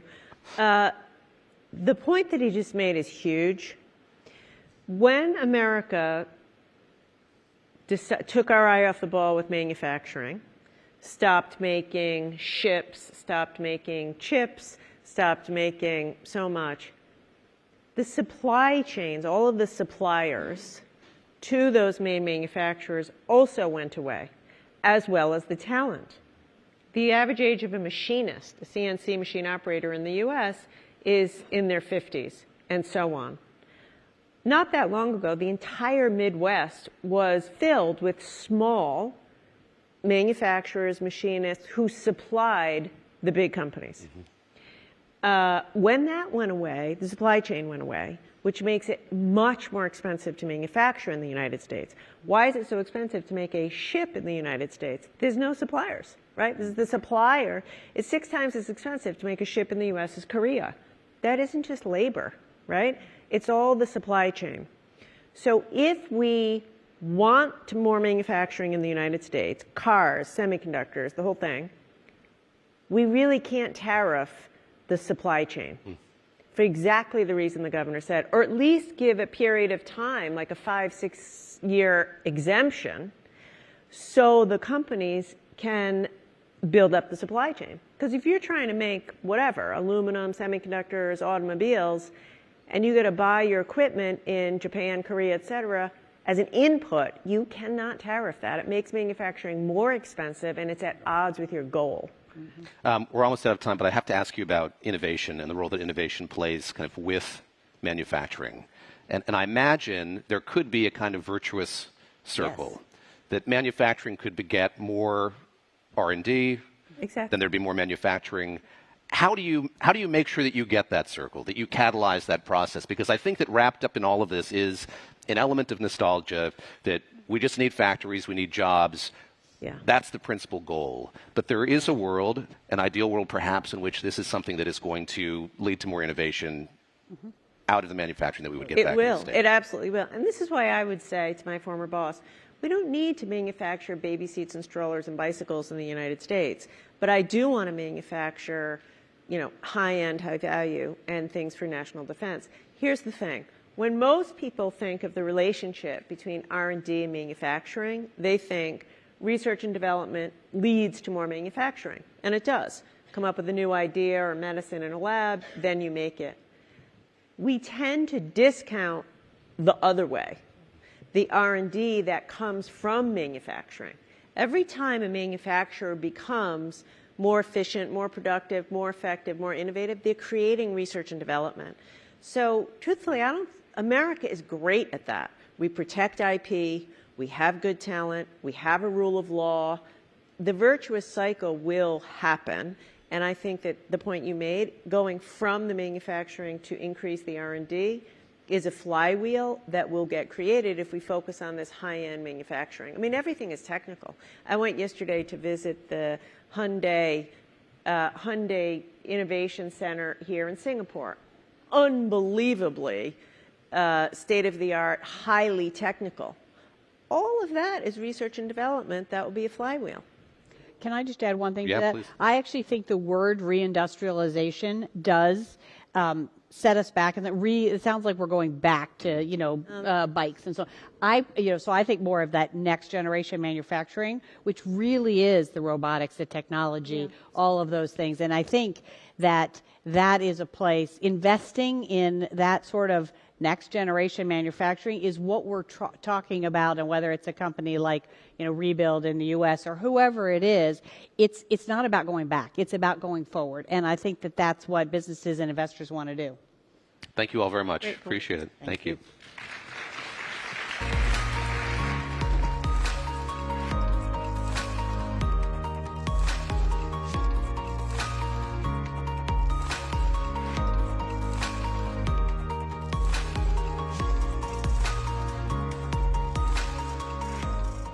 Please welcome to the stage Jihan Wu, founder and CEO of BitDeer Technologies Group, for a conversation with Bloomberg's Sherry An.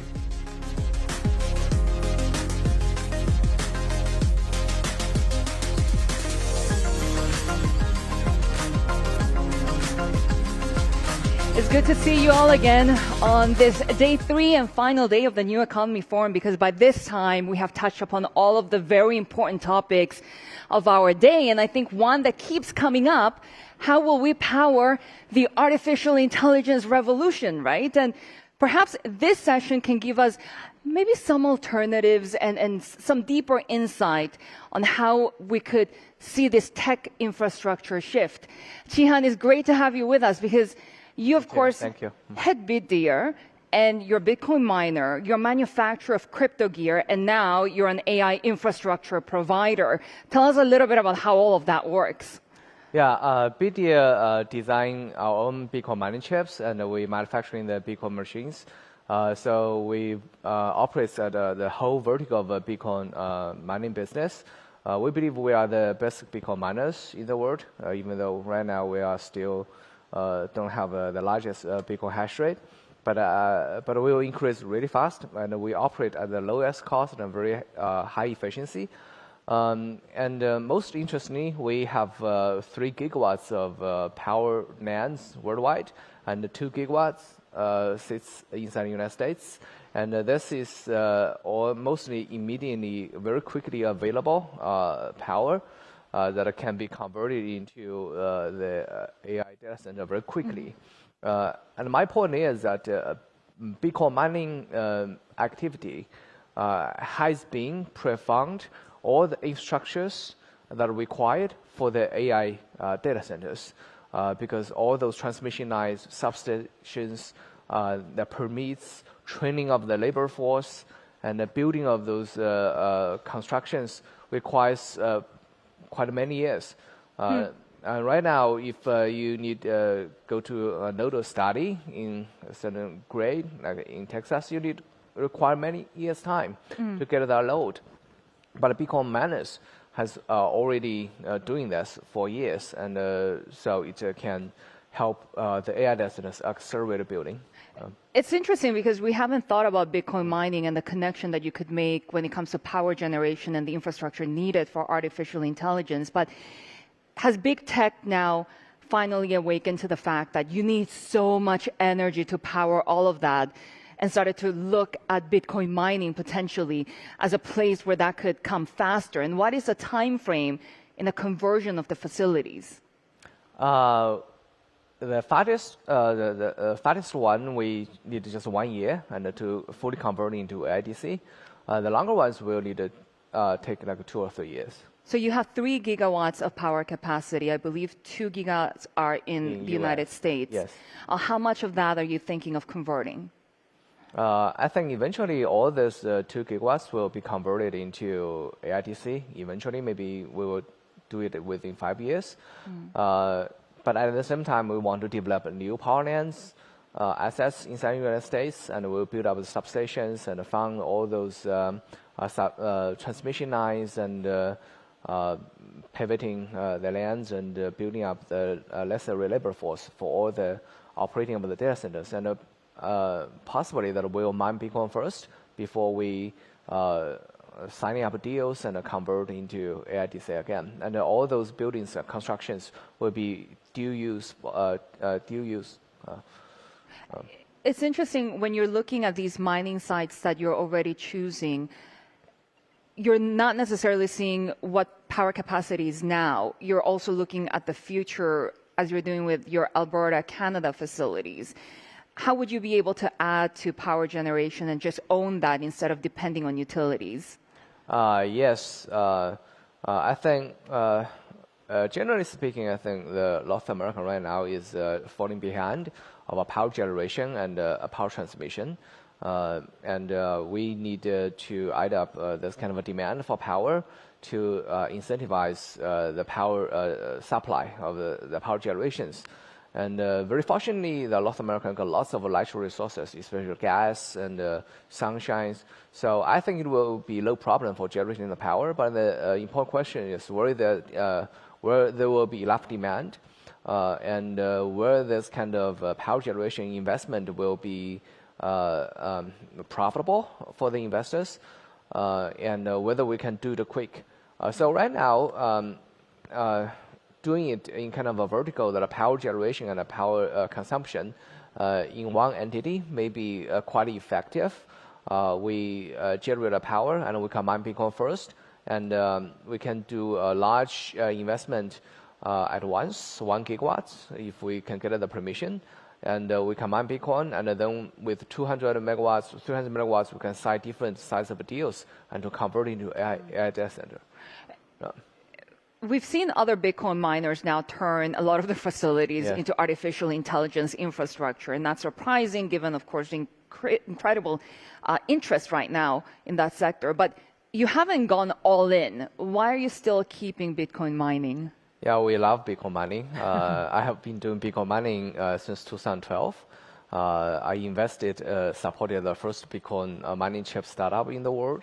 And later I co-founded the largest Bitcoin mining rig company in the world. And right now I'm doing with BDA, and I want to build it into a great Bitcoin mining company. I think Bitcoin has a long-term future. I think there will needs to be miners, and we want to do it. And I also see that actually the demand for AI data centers may got some kind of uncertainty, especially in timing-wise.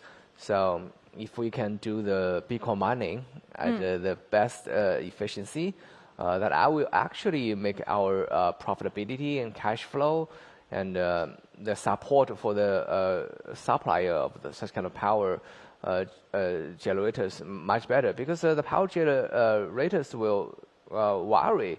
What if I build this capacity and then you don't actually use it? You said you will do AI. What if AI? Yeah, they're all concerned about the AI bubble. Yeah, but if we tell them, look, we are the best Bitcoin miners, we will be sure that we can use your power. And so everyone will be very confident to invest into the heavy capex. You're basically hedging. Yes. But it's such a difficult time also for mining itself, right? The margin pressures, the halving cycle every 4 years. And you have today the crypto sell-off continuing with Bitcoin at 86,000 or something. Yes, you're right. There were quite a few Bitcoin bear cycles in the past, 2014, 2018, 2022. Mostly it was actually associated with the kind of constraint or tightening of the liquidity globally. It's a micro phenomenon. So I think right now we are still kind of at the beginning of easing cycle. That we'll have a lower interest and have more liquidity on the market. But recently, due to the TGA, I think it's just temporary. Okay. I don't think the macro situation supports very immediately and very deep bearish. But this kind of adjustment may be a little bit too harsh. But right now, Bitcoin is at the most oversold situation for many years, if you look at the charts. So I think that will not be lasting very long for this kind of sinking in price. And the competition among the Bitcoin miners has been very strong than before, much stronger than before. And the hash price also go to the lowest point right now in history. I think this is a very huge challenge for the Bitcoin miners. But fortunately, BDA right now, I believe it's going to be the best effective miners on the market. So I think we will still doing the Bitcoin minings. And the Bitcoin minings, our return on the assets is still very high. We invest roughly more than $1 million per megawatt. And we can still generate very close to $1 million gross profit every year. So I think that's a very high return on assets still. Yeah. So you have the cash flow just in case something happens on the AI infrastructure side of things. Yes. What do you think is going to happen? With the AI potential bubble that people are concerned about right now as well. Yeah, I think the problem is that within the tech industry, the investors has been so familiar with the light asset model, a very good moat, a very high profit, low assets, generate free cash flows and distribute to the investors by buying back stock or paying dividends. It's so perfect. But this round of AI revolution involves lots of capex. I think that's the investors actually, maybe they don't like it's so much better yesterday, but today you need to invest so much money first up front. And I think potentially the return on asset as a company as a whole, or the industry as a whole, considering about the return on asset, may be a little bit lower than before, because anyway you need to invest trillions of dollars of capex within years, and it depreciates as well. But I think ultimately we need to look at the demand and the supply situation. We need to ask whether the demand is strong or not. We have been doing a very small AI cloud in Singapore. We were actually the first super cloud of NVIDIA in ASEAN region 2 years ago. You're a preferred partner for NVIDIA. Yes. Actually, we worried about this kind of overinvestment of AI hardware 2 years ago. So, but we know that AI is kind of a train that we could not afford to miss. So we jump on the train, we invest some capital. We already made up our mind that maybe we will lose all the investment or maybe half of the investment because of overinvestment, but we want to jump in. What we have saying that is that first, the AI model has been so much useful than before. And the model also became much larger than before. So each model took significantly more GPU resources to run. And people are using more and more models to do more useful things, more productive things. So combine all the effect, we see the usage or the demand for the GPUs ramping up very quickly, so quickly. And right now we've experienced some rising in price of H100. That is a very old generation of GPU. So actually people want it. And we also can look at the supply side. I think very fortunately that this for the investors of such kind of assets, that lots of countries, the major countries, Europe, US, got kind of a protection of the data. So lots of the AI computation, the data has to happen inside this region. So it's not a kind of a free trade. So which means that the supply is constrained. I was going to ask, because you have the geopolitical sort of narrative and overlay to everything that's happening around artificial intelligence, right? Yeah. I don't want to say too much about the politics, but I want to say that this is actually good for the investors, the shareholders, the owners of such kind of capex, high-tech infrastructure in US, in Europe, which means it does not compete against some very cheap power, cheap construction, and a very fast building speed in Asia. I think that's very important. So, I mean, the supply side is slow, is constrained. So, strong demand and a constrained supply. I don't see that there is a too high risk for the supply side of such kind of capex, but definitely it's not so nice than before. You need low money to do huge business. But right now, you need to invest a lot of money first. But I think AI will be useful. I think AI just can comparing with the automobile industry. People spend a few $1 trillion buying new cars. Yeah, so if people spend like $1 trillion to pay the AI computation worldwide, I think it's not so insane. Right now, OpenAI generates only a few $1 billion per year. I think that's just the beginning of the demand growth. When we talk about CapEx and all of that spending and how much money it takes, is it a concern, though, that a lot of the companies are sort of going back and forth with capital, investing in what we've been calling circular deals?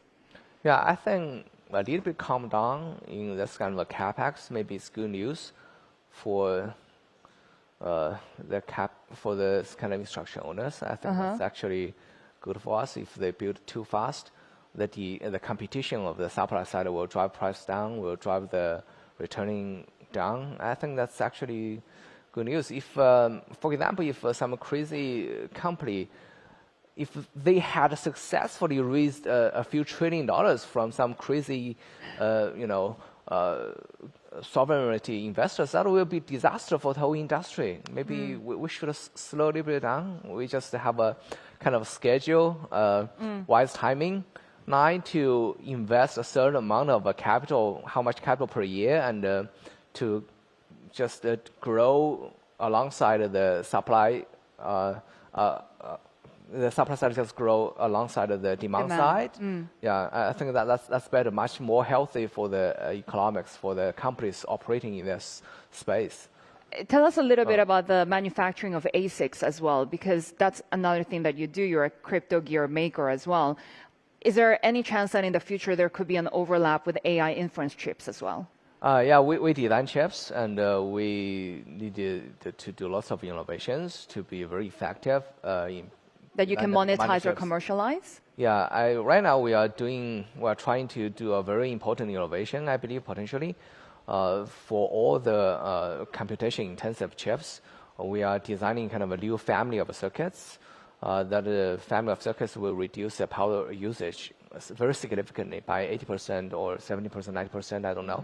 We will see, because it involves design our own code of EDA software. That's very time-consuming. It's kind of delayed, but I still have some confidence that our team may deliver it. And then, if we can be successful, we can license such kind of patents to other GPU or TPU designers in the world to reduce the power usage on their chip.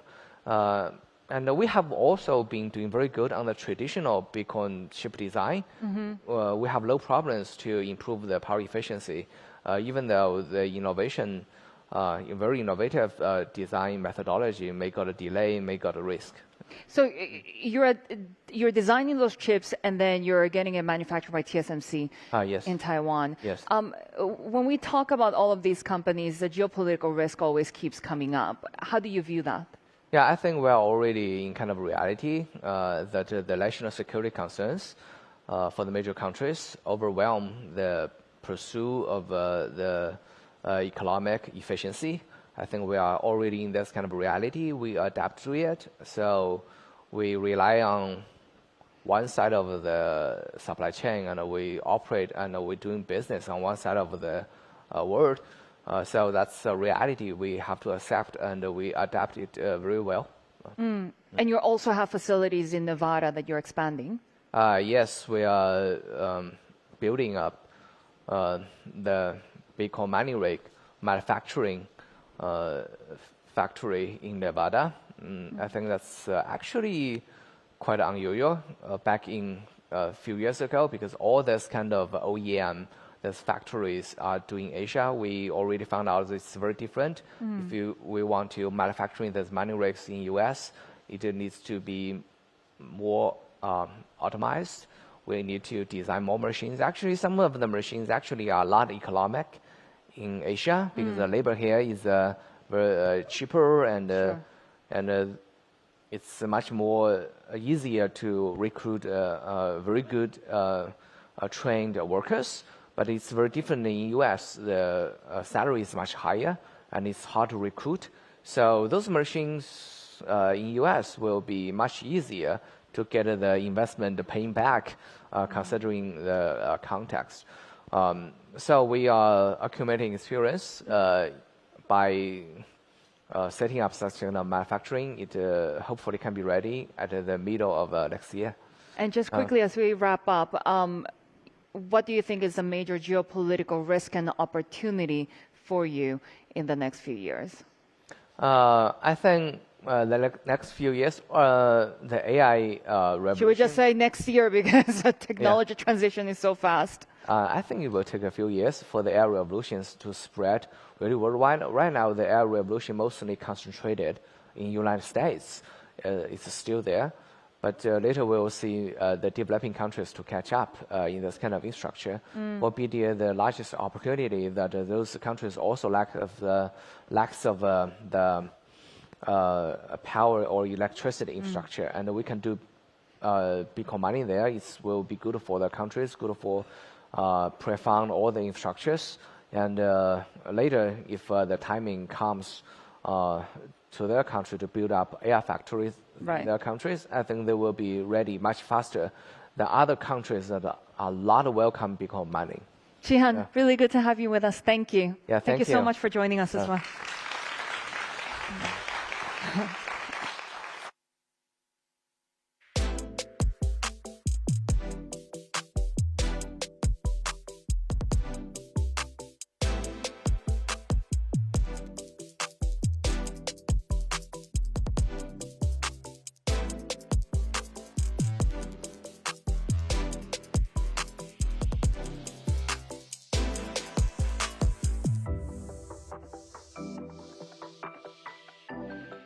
Please welcome to the stage Matthew Fitzpatrick, CEO of Invisible Technologies, Anna Fang, founding partner and CEO of Gen Fund, David Ha, co-founder and CEO of Sakana AI, and Nathan Shu, co-founder and CEO of Plod, for a conversation with Bloomberg's Parmi Olsen.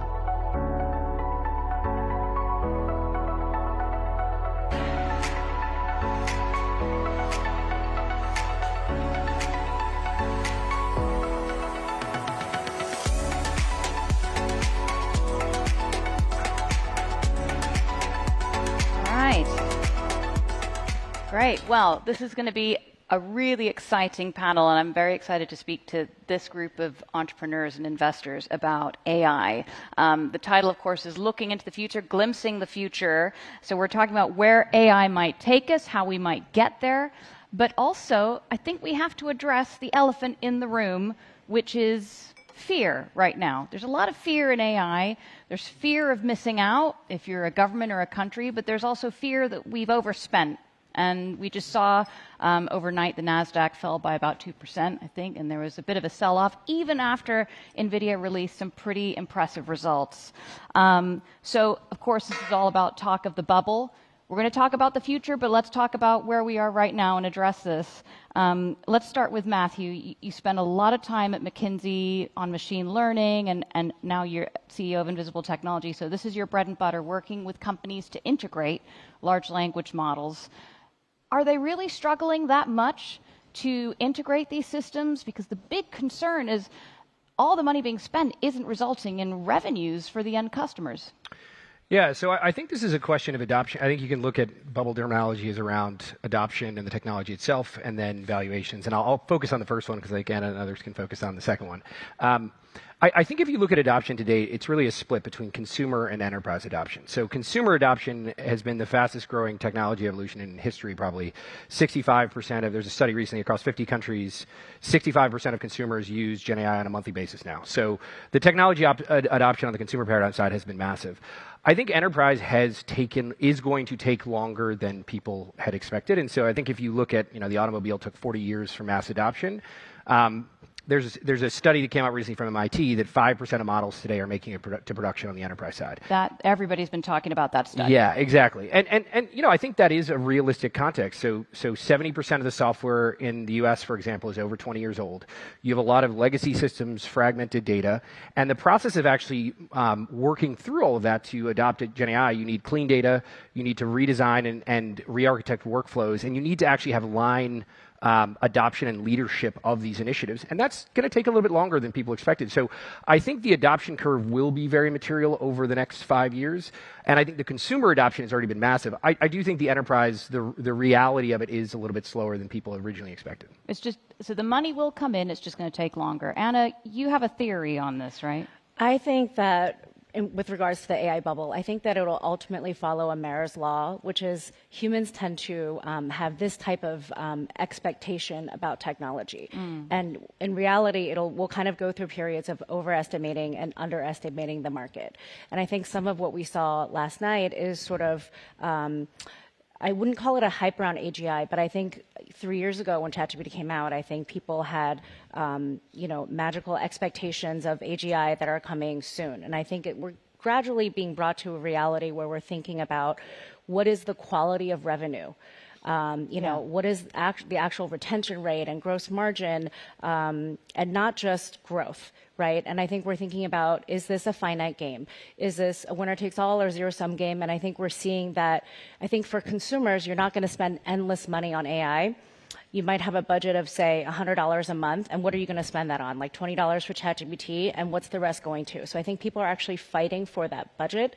So it's the realities, and I think healthy, but I think over time, things will follow Mayer's law, and I think, over to say 10 or 100 years, I think we'll gradually underestimate the technology that is AI. But nobody seems to be disputing that the consumer demand is high. I mean, 800 million people are using ChatGPT every week. I guess the question is that $100 budget would be so much bigger for enterprises, and that's where the hope is that the revenue will come. And presumably, you are comfortable to say that's going to happen. I think so, yeah. Okay.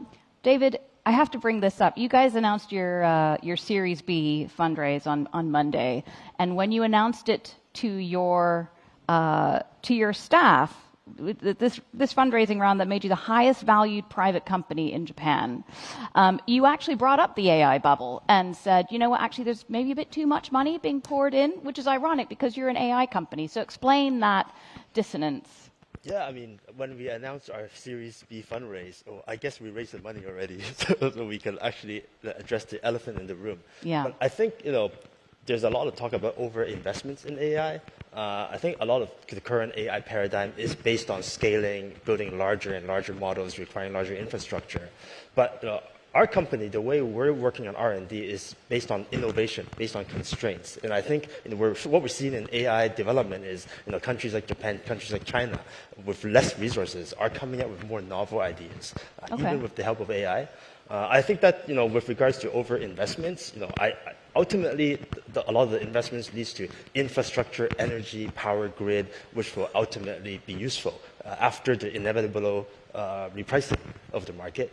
But however, my concerns are what technologies are going to be left behind. Are the current GPU architecture is going to be used for the next use cases? I think some people are saying we're in an LLM bubble, not necessarily an AI bubble. Right. I think that has some element of truth in it. With what this gentleman is saying, it is true that only 5% of the use cases now succeed in enterprises. But at the same time, the enterprise sector is the sector that I'm actually most excited and passionate about. And ultimately, I think that might be the sector to bring in revenue for the industry. We have $20 subscriptions to ChatGPT. I think we're having great user adoption. And what our company is trying to do is to help Japan, which is going through one of the largest digital transformation exercises in its history, help with their enterprises adopt with this new technology, making sure that this 5% goes up to 50%, 70%, 80% in order to increase the productivity for Japanese enterprises. And this is where I think working with generative AI, workflows, customized model developments, and even using AI itself. Like our company developed a technology called the AI scientist that can actually come up with new, more efficient AI algorithms to make things go faster. These AI-driven innovations, it's going to be, we're just seeing the start of using AI for innovation itself. I think I said this on Bloomberg before. Right now, I think we're in the mainframe era of large language models. I think eventually, in the next 5-10 years, what fits on a data center would likely fit on a personal computer on a phone. So I'm actually quite excited about the next 5-10 years. And I think the less focus we have on large scale, the development, scaling higher, and more on innovation. This is something that I want to see. And around the issue of around efficiency and perhaps smaller models. That was a really interesting point you made earlier about a possible large language model bubble, not just an AI bubble. And that's a nice way to segue to you, Nathan, because your company, you're a hardware company, and Applaud, and you're building potentially models that aren't based on scraping text off the internet. But I know you're not doing this now, but in the future you could perhaps build AI that is based on data picked up from the world around us, the physical world, the so-called world models that Yann LeCun of Meta, who just left Meta, has been advocating for some time. Maybe you could just start by telling us about this device you're wearing on your lapel right now. Yeah, so this is the Plaid Notes pin, and also I have like the Plaid Notes at the back of a smartphone here. So we at Plaid has been developing the air note-taking devices that are targeted to become the most trusted work companion for professionals. And we have shipped close to 1.5 million devices to users globally. And well, I think some of the use cases can really tell the story about like how are we collecting an entirely new data set by serving these physical use cases. For example, every human being would be, let's say, using kind of a air note-taking solution on Zoom or Google Meet, etc., etc. But think about real-life conversations, right? We talk to people around us, and we at Plaid has a philosophy where conversation is a form of intelligence, and that means, it's best that if we are able to capture all those meaningful conversations. But guess what? For in-person meetings and conversations, people are not doing that. So what happens if we are able to achieve that? Let's say with the real estate agents, right? The primary of their job is to take the clients for house visits. And their success entirely depends on if they are able to land a successful deal during that house visit. It's the same for the vets, taking care of your dogs and doing the surgery, etc. And they will be talking to the patients or the dog's parents about like how the dog is, with this illness and treatment plans, etc. Guess what? All this data set has never been captured before. It was not captured. It was not trained. Apparently, it was also not able to be utilized. So Applaud, just real-world conversations. Between a person with their real estate agent, a person with a vet and their patients, these kinds of conversations. Okay.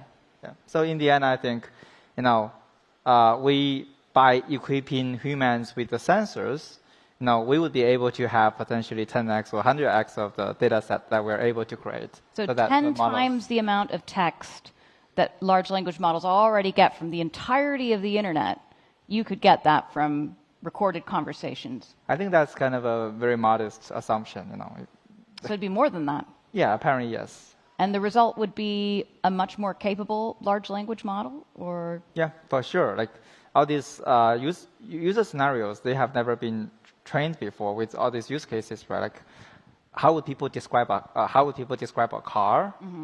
Like which specific model? How would people describe a illness? How would people describe, a house? All these have not been kind of well documented before. So yeah, the sensors matter a lot here.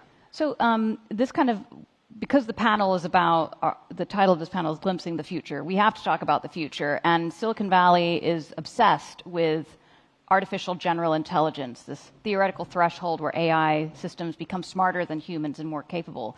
How much does this really matter to your businesses, though? Maybe, David, do you have any thoughts on that?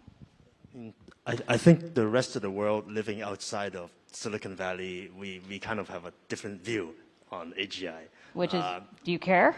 Yeah, I mean, I think, especially in Asia, we're in Singapore right now, I think Asian society more believe in a collective type of civilization, collective type of intelligence. And in my view, our intelligence as human species, we are a collective intelligence. We are not like it's individual big brains. We're like, billions of brains network together. Yeah. And we share this common know-how, understanding, and move things forward.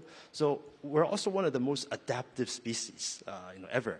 So my view is AI is ultimately going to be a normal technology. So in 20 years, our kids would just be using a chatbot like it's a fax machine. It won't be magical anymore. And all of this will just be integrated and adapt with our civilization. And even with regards to LLMs integrating into our workflow or AI, I think a lot of our know-how, this resonates with what you were talking about earlier as well, is not written in a rule book. A lot of our work and our workflows, they're based on human-to-human interaction, our kind of structure and trust with each other and our colleagues. And for the machine to just suddenly try to replace all of these hierarchy, all of these systems in a large traditional company or even a government, it's actually really difficult. So I think it's going to take a lot of time for this technology to be integrated. And once it's integrated, I think it's our society, as we're kind of like a domesticated, self-domesticated species. We'll just essentially integrate this into this broader human civilization and move forward. Okay. So it's not that exciting, not as like a sci-fi type of view. Oh, I'm all for sci-fi. No, let's bring it on. If we're talking about the future, we have to talk about China, of course, and there's so much exciting work going on in China in AI.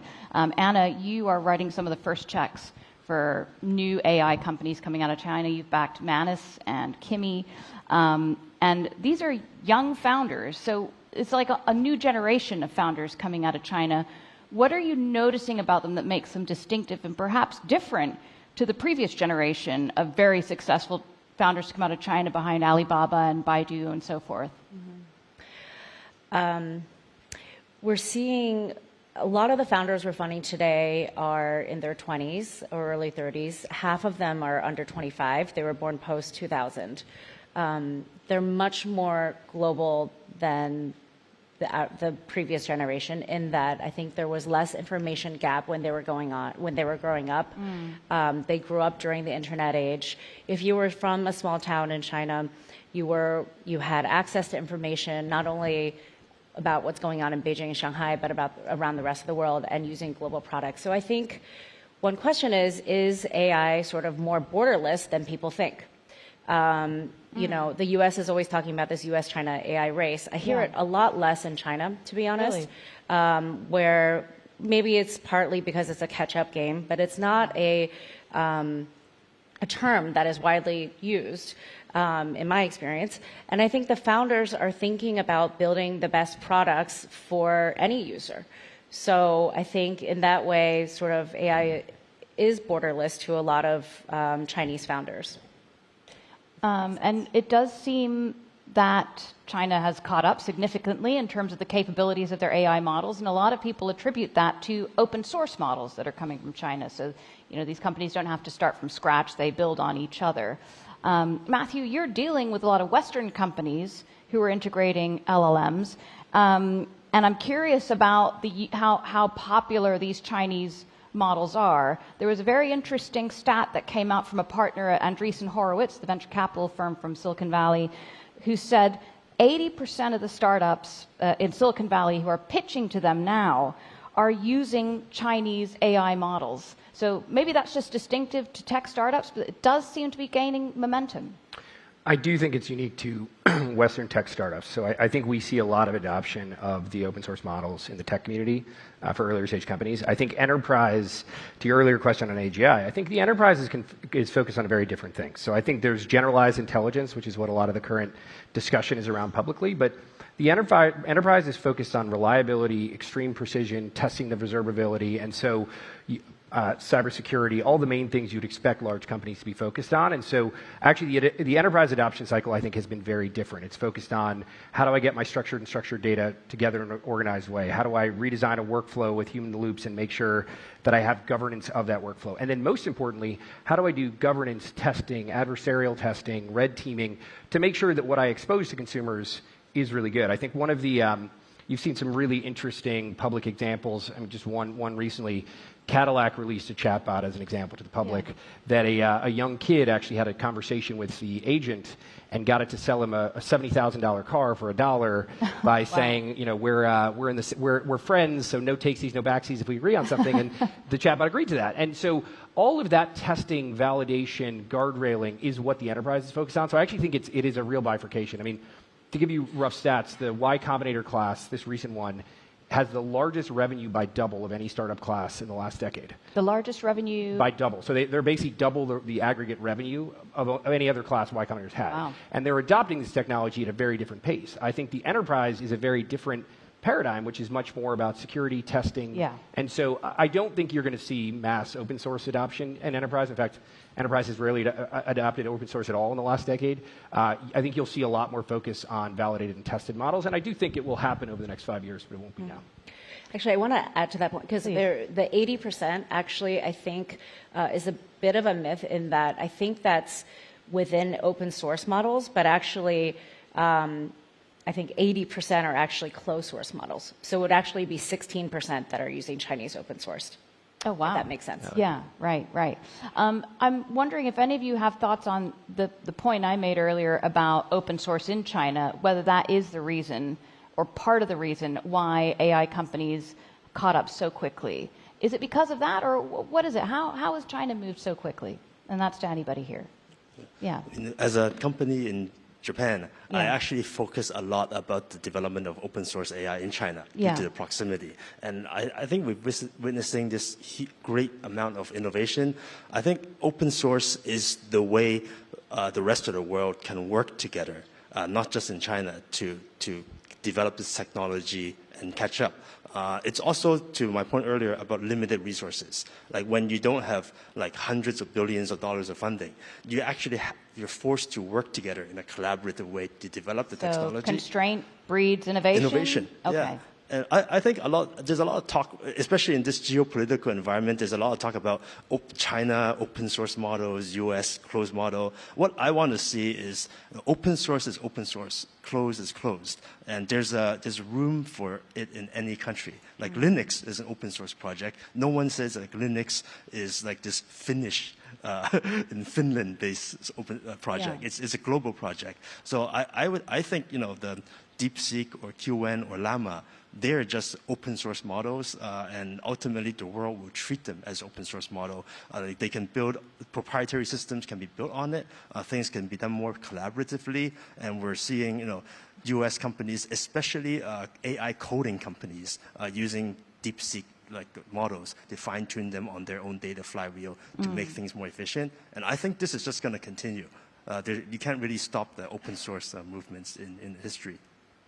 Although it's interesting that Meta, Llama has been quite successful for them, but Mark Zuckerberg started the Superintelligence Labs, and he has said that they will probably go more closed source and maybe move away from the open source ambitions they had before. It's a shame. I mean, Llama 3 is still one of the best open source language models out there. And although Llama 4 was a little bit of a flop. I didn't want to comment on it, but you know, we use Llama 3 quite extensively in our company. There is a Llama 4, and they're not using it, so take from that what you will. Nathan, any thoughts on sort of the differences between China and the U.S. in terms of AI development? Well, because we are working on, you know, I wouldn't call Plaid a hardware company. Actually, we define ourselves as an AI company. Yeah. But as a matter of fact, we try to build the solutions. Like we internally define a company that we are working on building the next generation of intelligence infrastructure and interface for people to capture, extract, and utilize intelligence from what they say, hear, see, and even think. So by saying that, we can think about, you know, most of the AI companies today, they are working on how they're able to leverage the already digitized intelligence on the internet.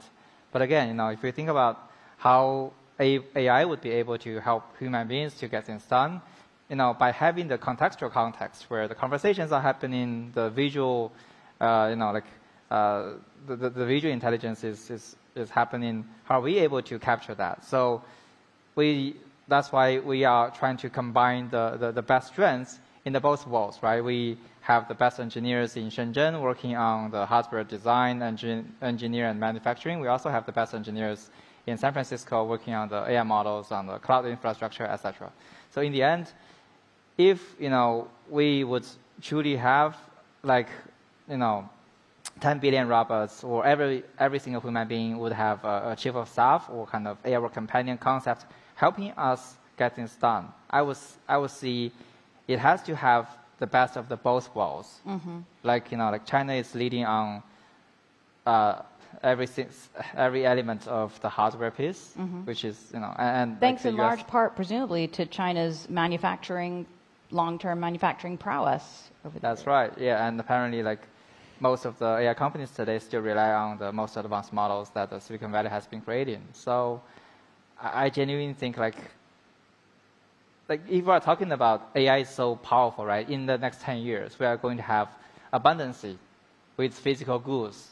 90% of the people wouldn't need to work. This is what Elon Musk talked about. If we're embracing a world that's so affluent, so why would we try to compete with each other and so this is we're adversary countries, and it doesn't make much sense in a way. Do the rest of the panel agree with the latest comments from Elon Musk that the path to ending poverty and creating wealth for everyone on Earth will be through AI and robotics? I think I'd say two things. I think the narrative around the workforce changes are overstated, and I actually think if you look at every technology for the last 100 years, any advanced technology has led to changes in how we work. But whether it was moving from an agricultural economy to a manufacturing economy to a service economy, I actually think the human in the loop is a core function of how the next 20 years will play out in all of these different sectors. And I actually think many of the positive trends are very different than what's being talked about. So just to give 3 examples. Energy, there's a lot of discussion around data centers. Is that a negative thing? But if you actually look at the composition of electricity in the world, data centers are only about 1% of global electricity, and AI data centers are 0.25 to 0.5% of that. So you have very little actual negative energy usage. Flip side, 14 to 20% of global electricity is air conditioning and cooling. So this is why the World Economic Forum just came out and said if you actually look at the net carbon impact of all this, it's actually going to be massively positive. We're not having that discussed. You take healthcare, totally different space, but the U.S., as an example, spends $14,000 per capita in healthcare cost, which is about 2.5 to 3x what Germany and Canada pay. And then if you think about care outcomes, Johns Hopkins just came out and said you can see them at about 250,000 lives a year could be saved from better monitoring of procedures, 20% improvement in breast cancer outcomes. The amount of both quality of care and waste outcome improvement you can see in healthcare material. And the final one I'll go with is actually one of the ones I focus on the most is core infrastructure, like physical infrastructure. And you think about permitting timelines for that and actual management of those processes. There was an OECD study that just came out that they think AI can help speed up permitting and project management timelines for government contracts by 50 to 70%. So imagine if you actually could take all the money in society that's being poured into healthcare, into core infrastructure, and into energy and actually optimize it. I think that has huge positive implications for society.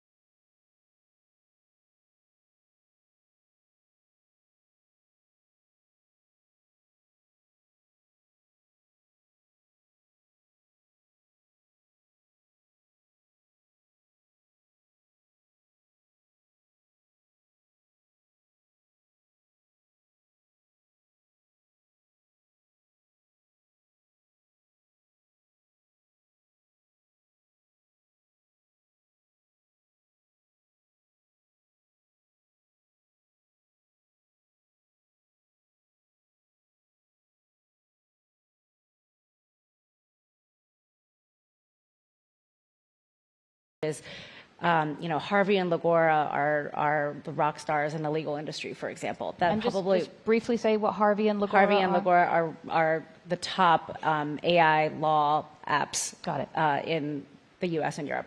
And in China, I don't know that we're going to see a sector like that, but we'll see, like, for example, one of our portfolio companies, Black Lake, which works with a lot of factories in China, we'll see kind of manufacturing 2.0 in that they have all the factory data.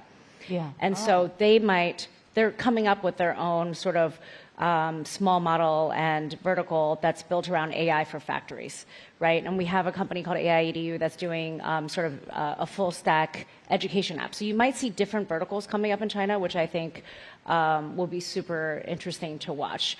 And even within AGI, if you look at robotics, I mean, the hottest company in robotics in China is Unitree, which is hardware, right? It has good software, but it's known for its hardware. And one could argue is hardware or software more important in robotics, but you'll see kind of different things popping up. Yeah. Particularly in manufacturing. Okay, quick fire round question to everybody on the panel. What is the AI breakthrough that you're most excited to see in the next 5 years? Anyone want to start? You go. As I mentioned earlier, I think that in the next 5 years, we're going to see AI used in a lot of discovery, innovation. I think there's going to be a lot of use cases in AI for scientific discovery, drug discovery, and even discovering new AI algorithms themselves. And I think that's going to be a big transformative change in the next 5 years. Okay. Matthew? Yeah, so I actually think the technology today is capable of doing the vast majority of things you need in the enterprise and public sector. The biggest obstacle to that has been the kind of layers of sediment of old legacy technology. So the 70% of software in the world that's over 20 years old. And so I think the thing I'm most excited about is I do think Gen AI is the process by which we can modernize existing legacy architectures, do all the documentation, understand how to take older systems and bring them to new. And I think that will, if you take certain societies that have 30 to 40-year-old mainframe systems as all their foundations, what will allow them to move faster and address all these real-world needs is actually legacy architecture modernization. So the breakthrough will just be making it work for business. It's literally, it's not the fancy stuff, it's just the basic foundations and resetting those so you can build on modern architecture. Okay. Anna? I think one that's not talked about a lot is voice agents. Okay. We have one that's launched this week called Typeless.com, and I think just the change in potential human-computer interaction through voice is something to watch for the next 5 Particularly years. in customer service? Is that? Customer service being one, and Plot is another example of voice, but this is really using voice as a dictation instead of typing. Yeah. That's changing your human interaction. Very cool. And Nathan? Well, I'm actually hoping, let's say the sensory technology can advance quite a lot so that, AI can be utilized. If you think about, in my assumption, every single human being is going to be equipped with a wearable AI device in the next 10 years. That means we're all going to be wearing these devices. That's right. So what's stopping us from getting there right now is, let's say the batteries, they are still not able to have the battery life that's required to support all these functionalities. And also like the cameras, they consume too much battery life, and also like the connectivity module, they might not run as fast as we wish, stuff like that. So actually, like the physical limitations have been like stopping us from benefiting the most from the most advanced models. So I hope that could be the breakthrough for the next 5 years. And we're also trying to experiment on that. Your experiment. Okay, so. Look to what Nathan's company is doing at Plot on battery technology and sensory technology. Sure. Well, thanks so much to our panel for these wonderful discussion, and thank you very much to our audience for listening. Thanks very much. Thank you.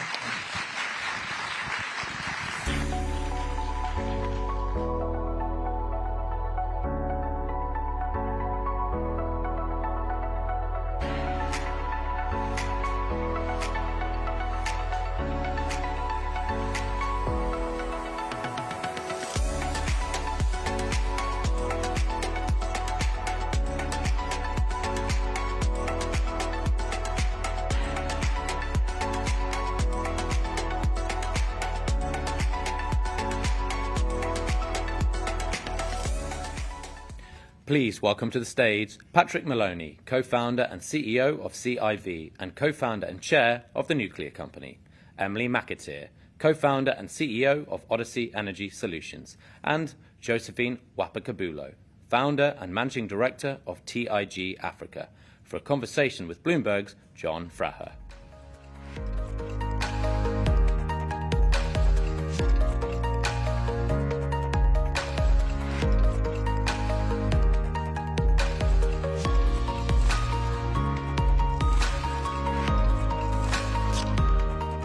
Hi, everybody. So we've spent most of the last 2.5 days talking about AI, how it will change our lives, the geopolitics of AI, the race for better chips.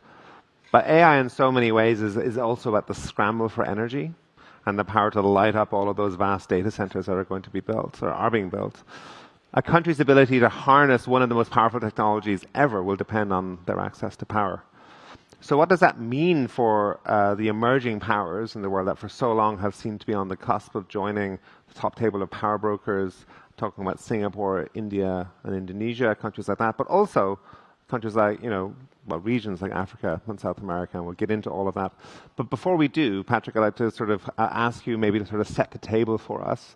You've been building energy companies for about 20 years now. And before we came on stage, you were talking about how the demand structure for energy is just like transforming before our eyes. As an industry, something of an industry veteran, can you tell us a little bit about like just how fast this transformation is happening? Yeah, absolutely. Thanks, John. I mean, I think what I would say is that, just to put some historical context here, and maybe just using, slightly a U.S.-centric view, but this is really a global theme, which was for the last 20 years, we were in a relatively low demand, low volatility energy environment. In the U.S., specifically, in 2001, the U.S. was a net energy importer, meaning we imported more energy than we exported. And effectively what happened is we figured out how to frack natural gas, and fracking natural gas created effectively a high energy society and a relative period of abundance for the last 20 years. But what then structurally changed, of course, is AI and compute and the voracious energy needs behind that, then compounded by the fact that after 30 years of globalization, we've now decided to go the other direction and focus more on domestic resilience and national security and reindustrializing the domestic core, all of which, of course, requires an incredible amount of power. And so now we find ourselves in a world with inflecting demand for energy, but supply is inherently a laggard, right? We're talking about concrete and rebar and steel. And so you have one nonlinear set of compounding growth curves on the demand side, yet supply is ultimately lagging. And that is really the story we find ourselves in today, which is we're talking a lot about AI, but what we're really talking about is the real story behind it, which is it's actually the energy that's the rev limiter to the transition to an AI and robotics-driven economy.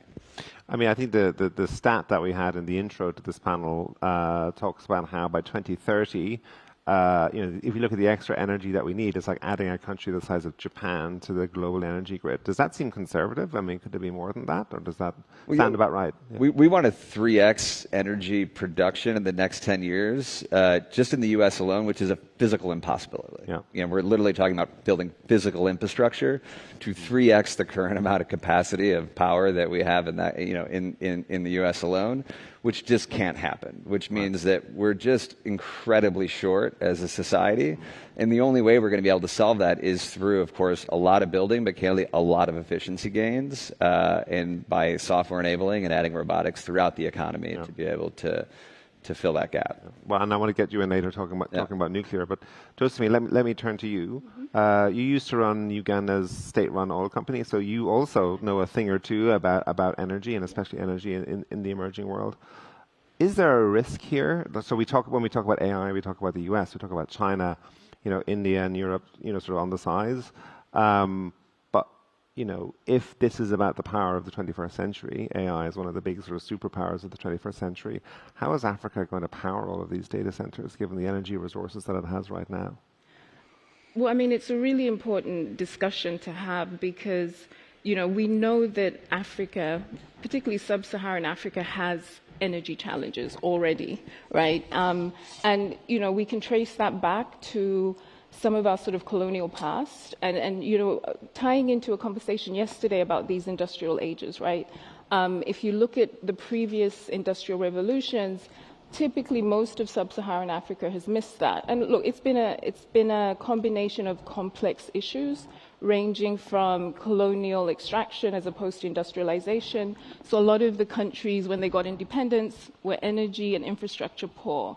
And so now we have this legacy that was compounded by political instability and some governance challenges, where if you're energy poor in the world of AI, you're AI poor, right? And so how do we ensure, and this is something I'm passionate about and many others, how do we ensure sub-Saharan Africa does not miss this industrial revolution? AI has its risks and challenges, but presents so much opportunity, and we want to be part of that. So instead of just being a consumer, where we offshore our data models, our data centers, our compute capacity, which leaves us vulnerable to economic risk, security risk, privacy, data issues, governance and sovereignty issues, it becomes even more imperative that if we don't want sub-Saharan Africa to be in a position again where we miss an industrial revolution, particularly for this one where there is such rapid innovation, we're at risk of not just missing it, but also being left completely locked out and on the margins of innovation and global value chains for up to a century, one study showed. So it is, addressing this from the critical factors of energy and data infrastructure become even more imperative for a continent where for a large part there is that lack of energy. And so what's needed is capital. All of this is driven by, we need innovative investment vehicles to drive that infrastructure build. Well, realistically, given that Africa already has its energy deficit, how much of the future shortfall can be made up? Look, it's going to be bold and ambitious. Yeah. I always say AI doesn't just consume energy, it devours it, right? And so we're looking at levels of energy demand we've already sort of never seen before for even the developed countries, as Patrick pointed out. And so, as someone who ran a national oil company, and I know this is not always the popular view, but if we look at equitable energy transition, we have to be realistic that there are parts of the world that are going to need traditional energy for longer. So your traditional energy sources, but Africa has enough sun to power the world. We can also do wind and geothermal and renewable energy. Unfortunately, the pace of which we're growing in renewable energies is still about 7%, whereas the world average is about 15%, so we need to increase pace. And the only way to do that is accelerate investment financial vehicles to get capital to address this. And to what extent is this sort of the pullback on fossil fuel lending that we saw, especially from French, British, other European banks over the last 10 years? Contributing to this problem. Yeah. I have real experience on a pipeline. We were sorting the finance. So the pipeline that we were doing from Uganda through Tanzania is going to be the longest trace-heated pipeline. Construction's underway, but when we were arranging the financing, a major European bank pulled out because their shareholders gave them pressure, right? Understandably. And so we had to find alternative financing from countries that are more favorable. And that's just the reality, We're in this tension. Although I think the mood is a bit different now. I think if I was raising the money today, there would probably be more interest because there's a geopolitical shift around renewables and financing traditional energy. So yeah, the reality is, shareholder pressure for some of the European banks means they can't finance energy projects in Africa. So, Emily, so much of this is about financing. You work in distributed energy finance. Can you just tell us a little bit firstly about the work that Odyssey Energy Solutions do? Yeah, Odyssey's mission is to accelerate financing of distributed energy in emerging markets, very much because these economies already have the challenge of demand being greater than grid supply and this infrastructure gap. And so they're leapfrogging the grid entirely and building out a new type of energy infrastructure, energy paradigm of small on-site solar and storage systems versus a big power plant and then spreading that energy throughout the country. And they can do that because so much of the new energy infrastructure that's being developed in these countries is solar and storage, and that cost has come down 99% for PV and 95% for batteries. And I suppose yesterday we were talking a little bit about how this can actually be an opportunity. Building new grids. We're in a world now where you need to build new energy sort of infrastructure. It could actually give some poorer countries an opportunity to avoid the mistakes or leapfrog the sort of the situation that we have in the US, where you have a very sort of buckling, poor grid that's already struggling, especially in places like Texas, right? Yeah, so I get to be the optimist here. I mean, there's no denying that when, in these markets, given you already have an energy deficit, purely from growing energy demand from economic development and fast-growing populations, adding AI onto that is going to exacerbate the problem, right? And there's a real risk of these economies being left behind because they don't have the energy to power AI infrastructure. That said, there's sort of two dynamics that are happening in the energy sector in these markets that are promising and can potentially make them have specific advantages for bringing AI infrastructure in. So the first, what we talked about, is distributed energy. Distributed energy is very important for AI. A lot of these data centers are building, on-site, co-located energy systems. You can do that much faster, right? A lot of the distributed energy sectors in these markets are deregulated, and so you can actually move much quicker to get the energy systems up. They've got batteries integrated, so you can sort of smooth out the erratic demand that comes from various uses of AI. And you don't have to rely on building out sort of big grid infrastructure like transmission lines. So the sort of expansion of distributed energy is a major opportunity. The second is if I can ask, in which countries do you see as being sort of most conducive or to open to this distributed energy approach? Yeah, I mean, India is a huge market for this. Africa, much of the energy infrastructure that's being built is distributed energy now, and distributed clean energy, solar storage. The second opportunity is just that a lot of new infrastructure is being developed. So many of the challenges that the U.S. is having around meeting the AI energy demand is simply that we've had, as you said, flat demand for years, right? So now suddenly we're kind of racing to catch up with the prospect of lots of fast-growing energy demand. We haven't had to do that before, and so we heard in a previous panel things like permitting, right? That it's a long process, and it wasn't as big of a problem when you didn't need to get a data center up very quickly. We can avoid a lot of that when we're building new infrastructure in emerging markets, right? We can build really smart grids that are doing, DER optimization, demand response. Obviously, there's already a push to deregulate and be able to move very quickly with distributed energy resources. And so all of that kind of put together means that there is this picture of the emerging economies being a place that's attractive to AI infrastructure because they have the opportunity to build a landscape for energy infrastructure development that's suitable for AI. Okay. I'm going to bring in Patrick now, but just very briefly, housekeeping, just a reminder, we have, if you have a question to submit, please scan the QR code that's just up on stage there. So Patrick, listening to, all of, the energy demands and the energy shortfalls, the challenges that we have around the world, one would be tempted to say, well, nuclear should be the answer to everything. And I'll get you talking about, the advantages and the opportunities for nuclear energy in a moment. But can you talk to us a little bit firstly about why nuclear can't solve every single one of these problems? Yeah, I mean, I think again, just to me, everything is just put it in a historical context. And I think if we look at 5,000 plus years of recorded human history, I think what we'd find is we've always used everything we could generally get our hands on at any point in time, and to put that into productive use into the economy to grow the societies across the world. And so I think it's always all of the above, and the answer is always, ultimately comes down to a question of cost. What does it cost to be able to deliver the next, kind of productive use, unit of energy? I think what's unique to us right now is, if you were to ask 5 years ago, would we be having a conversation on stage about the idea of building net new nuclear generation in the U.S. or really anywhere globally? And the answer probably would have been not really, and the reason would have been because demand wasn't there. Yeah.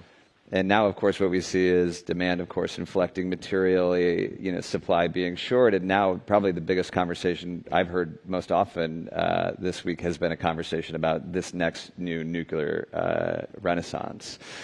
And so, there's a lot of ways to go out and solve that. I mean, I think we certainly see, we had $15 billion go into advancing new reactor designs over the course of the last decade.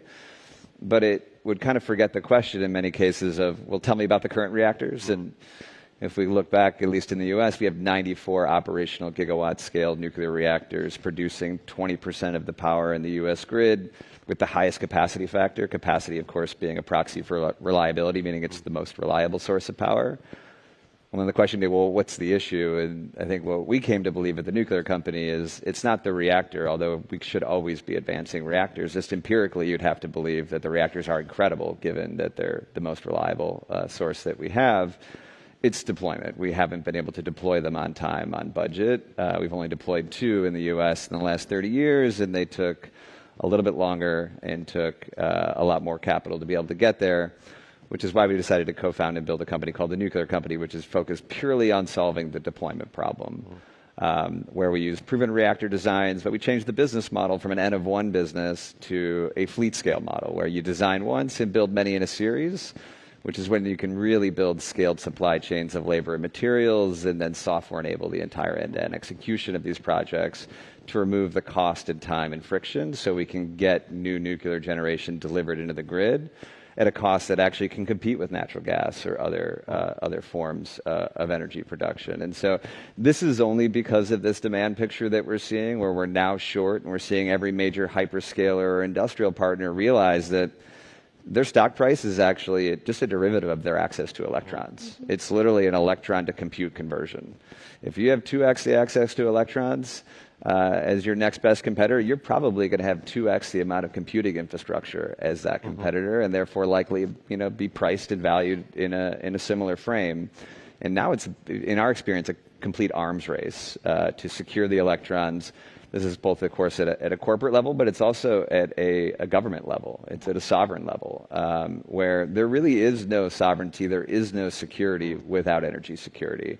And so that's why we see folks, like Prime Minister Wong, of course, now bringing back this conversation about maybe we need to be looking at new nuclear capacity here in Singapore, and really governments globally having this exact same conversation. And so it's a unique moment. Go ahead. Well, speaking of superpowers and geopolitics, just for context, could you talk just tell the audience, we were talking about this before we came on stage, just how many nuclear plants have come online in China over the last 20 years, and how many we expect to come online in the next 5 years versus what we're seeing in the U.S.? So 100%. So the U.S. today is the world's leading superpower in nuclear generation, or the production of energy from nuclear generating assets. But the U.S. has actually already lost that race. So, China today has over 30 reactors online, another 30 in construction, and over 400 in their development pipeline. The U.S. will ultimately cede the current title of the leading superpower in nuclear energy production in the mid-2030s. And so, and I think the big picture there is just, I think China was smart enough to realize that the next 20 years of the global economy is going to be mostly defined by AI, compute, and robotics. And the input to all of those things is effectively electrons. And so if you want to be the world's leading economy, you have to have the world's leading supply of electricity and electrons. And nuclear is the one source that we've seen that can produce the density and capacity and scale of electrons that are required to fuel this transition. And so China, has been incredibly successful. We've also seen this in France, where when you standardize designs and ultimately repeated execution serially, you built 40 plus reactors in a very short period of time at a delivered cost that works. We see the same thing in South Korea, which has been incredibly successful. It's this kind of thinking, the standardization of the industry, the industrialization of the industry, the deployment serially and repeatedly, and then the software enablement of this industry that's ultimately going to get us back to a pace where we can ultimately meet the demand needs that we're seeing from industry. I have someone in the audience who's pushing back a little bit on Please, you. go ahead. Challenge you a little bit. So this is someone from the audience, attendee 496, whoever that is. This is all anonymous. There's proof of that. Is nuclear energy in a hype cycle vis-a-vis other proven forms of technology like solar? What is our assessment on nuclear technology readiness and grid readiness? Yeah, I think, a couple questions there. I mean, I think the first thing I would say is, nuclear fission is not a new technology. We solved it 75 years ago when we split the atom, and have been able to prove just empirically that it's the most reliable source of power we have, at least in the U.S. today. Again, capacity is the proxy for reliability, and nuclear generating capacity has a capacity factor about over 90, about 95-ish+%, whereas if you look at then wind and solar, what you would generally find, and by the way, I'm an all of the above person, meaning we should do all of these things, but wind and solar generally are in the 20 to 30% capacity range. And so if you add storage to those things, you can get them to, higher, call it 40 or 50%, which is about where natural gas is. But generally speaking, that means that those forms of energy production are somewhere between 25% to 50% as reliable and as effective as a nuclear generating asset. Doesn't mean we shouldn't have all of it. And again, I've been building renewables companies for 20 years, and I'm a huge proponent of them. It's always all of the above.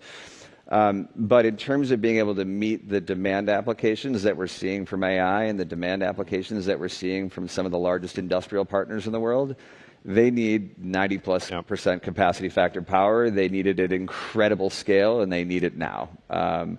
And so that's what is really driving this next renaissance in nuclear expansion. And the only question is going to be how long demand stays resilient, right? If it's 2 decades, if it's 3 decades, we'll be in a long period of new nuclear expansion. If it's shorter than that, ultimately, I think we'll see a shorter period of new growth. But I think most folks, at least certainly we believe, this is a multi-decade megatrend, given the compounding factors driving it. Josephine, so we talked about the energy deficit in Africa. Obviously, there's a cost issue. But can nuclear be to what extent can nuclear be part of the answer for Africa? I mean, absolutely. But again, you can't. In the real world. Theoretically, yes. But in the real world. Theoretically, absolutely. The reality is cost, right? I mean, it's expensive in the developed economies if we even start that conversation. For emerging economies, it's like a whole nother layer of cost that we fundamentally are not financing enough what we need today. We need 10,000 MLE companies across Africa, right? We need traditional energy expansion. We need more gas. And all of that needs financing. So nuclear, I big proponent, but we just practically cannot raise that kind of level of financing. Obviously, China has been investing in energy infrastructure in Africa now for decades. Yeah. Could you, and China has had a lot of success in using that to sort of build soft power. Could you imagine China offering cheaper, cost-effective nuclear? I think China might be better at answering that question. Yeah. Look, it would, personally, as someone with a background in energy, I would love to see the expansion of nuclear energy across Africa. The practical realities of the infrastructure and costing needed in that. There's still such fundamental energy demands and needs that we need right now, done at scale, at pace. And we need that finance today. To then be able to have this sort of almost luxury of saying, well, what other options can we look at and finance on a realistic level? But I think, it's great to hear that it is growing. Often, if there is that kind of pace and interest, there is more hope of it sort of expanding into certain economies that may not even be thinking about it. I know most sub-Saharan African countries have some form of nuclear division looking at these technologies. I think if we can sort of embrace and take the benefits of that increased global adoption, then there is hope. I have 2 thoughts on financing energy in Africa. One is, if you look at, the traditional type of financing for energy infrastructure is infrastructure finance. You put a bunch of money up front, and then you have predictable power generation and revenues over time. The barrier for infrastructure finance in Africa is just so much higher. So I'm skeptical of nuclear working because, not only do you have to get the dollars flowing into nuclear, then you also have to get them flowing into Africa, which is just a high bar. And there's a much smaller set of investors that are willing to put their money to work in Africa than other economies. The second is, I focus on distributed energy. What's unique about the shift away from big power plants to many small assets all over powering households and businesses is it's actually a different type of finance. You don't need infrastructure finance. You need consumer financing. You need the equivalent of mortgages and car loans, right? You need someone to be able to go to the bank, take out a 5-year loan to put solar up on their house or on their business. And that's an entirely different paradigm for financing energy infrastructure, right? It's a different type of dollar that's needed to build the energy transition in these markets. But if I sort of tie it back to the conversation around AI and where we need to industrialize, often the off-grid, microgrid, it has a phenomenal impact at the consumer level, at the business level.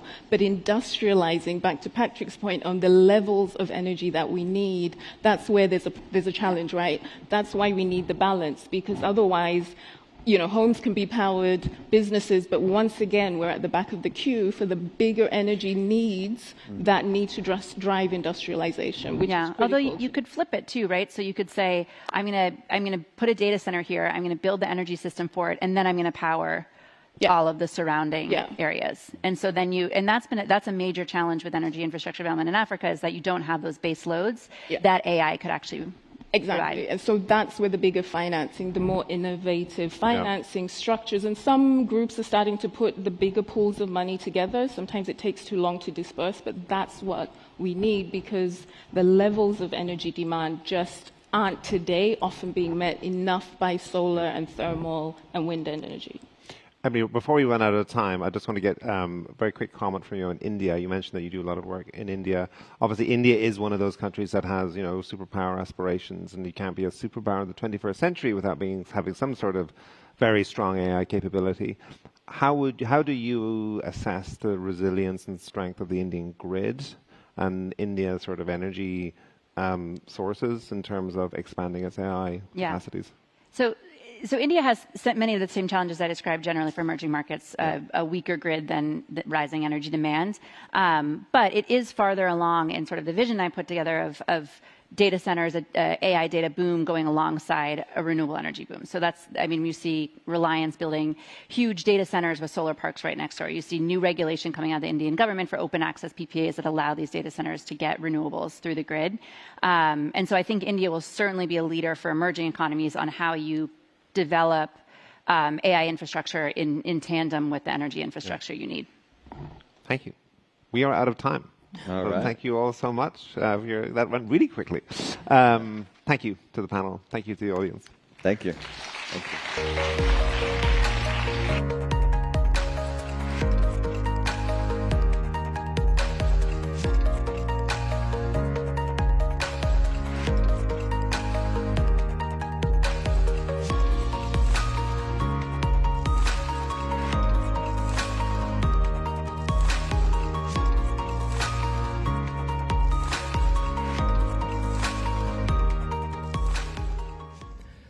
Please welcome to the stage Soo Boon Ko, founder and managing partner of iGlobe Partners, and Trevor Martin, co-founder and CEO of Mammoth Biosciences, for a conversation with Bloomberg's Sherry An.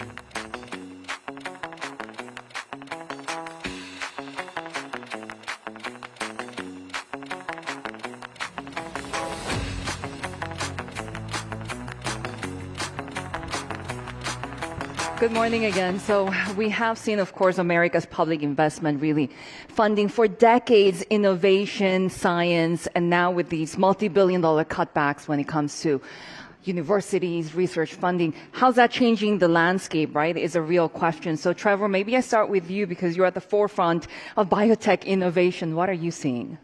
Yeah, the funding environment's been pretty garbage for the last couple of years. I think for biotech and I think deep tech generally, it's pretty correlated with interest rates overall. Deep tech, you can earn a lot of money, but it's many years in the future. And when it gets discounted back, it can be pretty brutal for you. It's getting a lot better now. I think it's interesting. We were talking before coming out here, I think there's the haves and the have-nots. For example, like certain biotechs with some kind of AI story or certain subsectors of biotech that are very hot. There is a lot of money available, but then kind of the rest of the space starves in many ways. And I think it's a bit of a problem overall for the field. When we're talking about starving science, can somebody else take that place, whether it's another government or private fund, Soo-Boon? Well, I think that it's actually a lot of money, particularly in Silicon Valley. So today you say that AI, all the money goes there, but then there's also the AI infrastructure and all that. So I think there's a lot. I think the one that is slowing down, in my view, is actually the drug discovery. However, if you're using AI to enable drug discovery, I think that's a very good thing. So it's a combination of two industries coming together.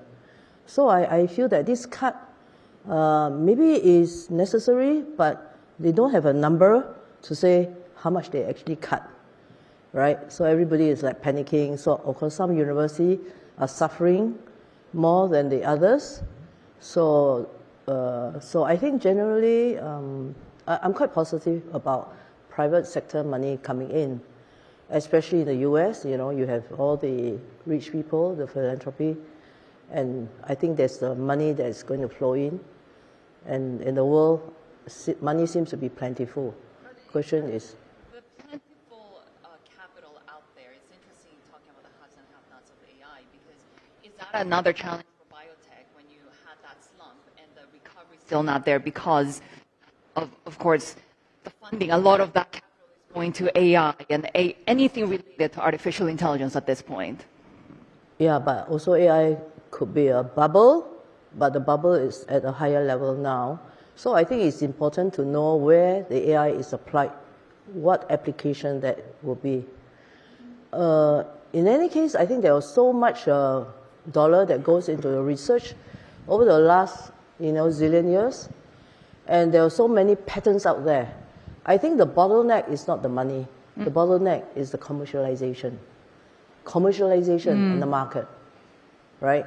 So now with this opening up, then there's a lot of things that in Europe, in Asia, other countries can participate. We always forget about, in Asia, we have the semiconductor manufacturing operation. And it's because US don't have that part, but US have the creativity. It came from US. And then over time, they decided that they don't want to do manufacturing because this is too hard. So the Taiwanese, TSMC is there. Japan was leading in the 80s. Korea, what about those countries? So Trevor, do you see the opportunities in other regions? Yeah, I mean, it's an opportunity and a threat, I guess, in the current geopolitical environment. I think in general, right now, the U.S. is still the biotech leader. I don't know if you'd agree with that or not. I think it's true. But I think we are in that journey that you mentioned on semiconductors. I think 5 years from now, the U.S. if current trends continue, we won't be.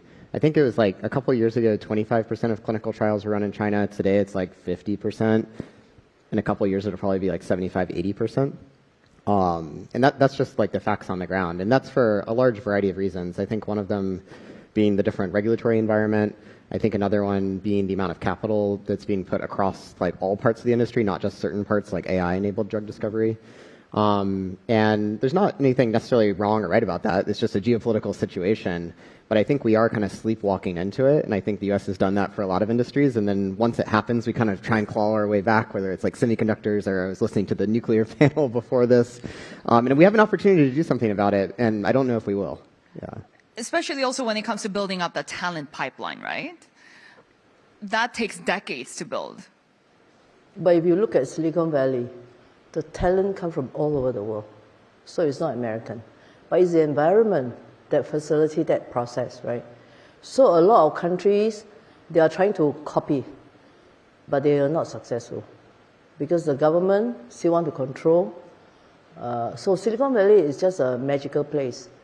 So the question is that which country, whether it's Singapore, Japan, Korea, and China, obviously, they were able to copy very fast. So Europe, obviously, now if the Europeans are going back to Europe to do it, why not? Europe could be another center of excellence. Because a lot of technology basically came from there before, right? And the EU, they have the Horizon program. And, I was looking through and I was like, wow, this is fantastic. Nobody heard about the Horizon program, or at least I have not heard too much about the Horizon program. So maybe now with the flux of people going back to Europe, then, there's more center of excellence. Yeah, I think that's the number one thing that we have going for us in the U.S. that we kind of maybe are messing up right now. I'm not sure. We'll see over the next 5 years because it's really hard to reverse. And that's that the U.S. does attract talent from around the world. Like great inventions can come from people from any country, but we're very fortunate in the United States that they choose to come to Silicon Valley, to other places in the U.S., to be educated, to invent things, and then often they stay to found companies, often to the frustration of their home countries, probably Singapore included. And I think that's like part of the U.S.'s superpower, and I don't know if we fully appreciate that. in the U.S. because with things like cuts to government funding for education, things like kind of making it really hard for some foreign nationals to get visas who are incredibly educated that want to found companies in the U.S., it is probably music to the ears of many countries in Asia. And, it's great for those countries. They're having really awesome scientists go back and found biotech companies, and I think it can be great for their home countries. But as, patriotic U.S. citizen, I think it's the dumbest thing we could possibly do. I was going to say, is Silicon Valley the magical place that you talked about still now? But do you see that at risk? Yeah, I think we take it for granted. I think it still is. I think by far, I think many countries have tried to replicate the magic of Silicon Valley. My personal thesis on that is that really Silicon Valley is just a network effect of people having seen people that look like them, that come from a variety of backgrounds, having succeeded. There's no secret governments. In fact, the U.S. probably supports startups less than any other country on earth.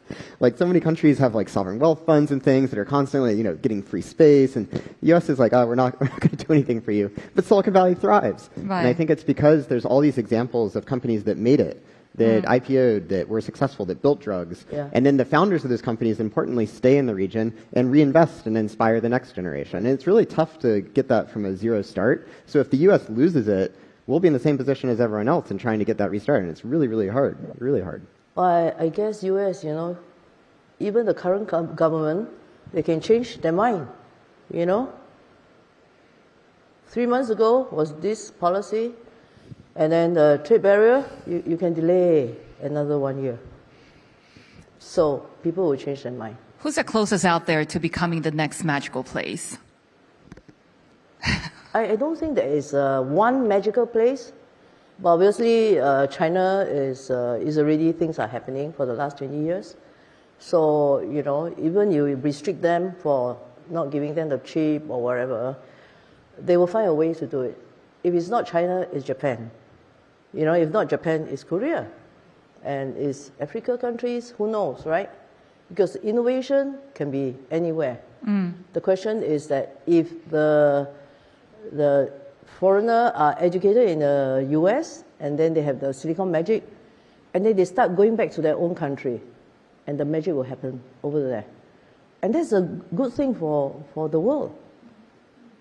The different systems, though, especially state-owned IP in China, for example, is that a barrier, though?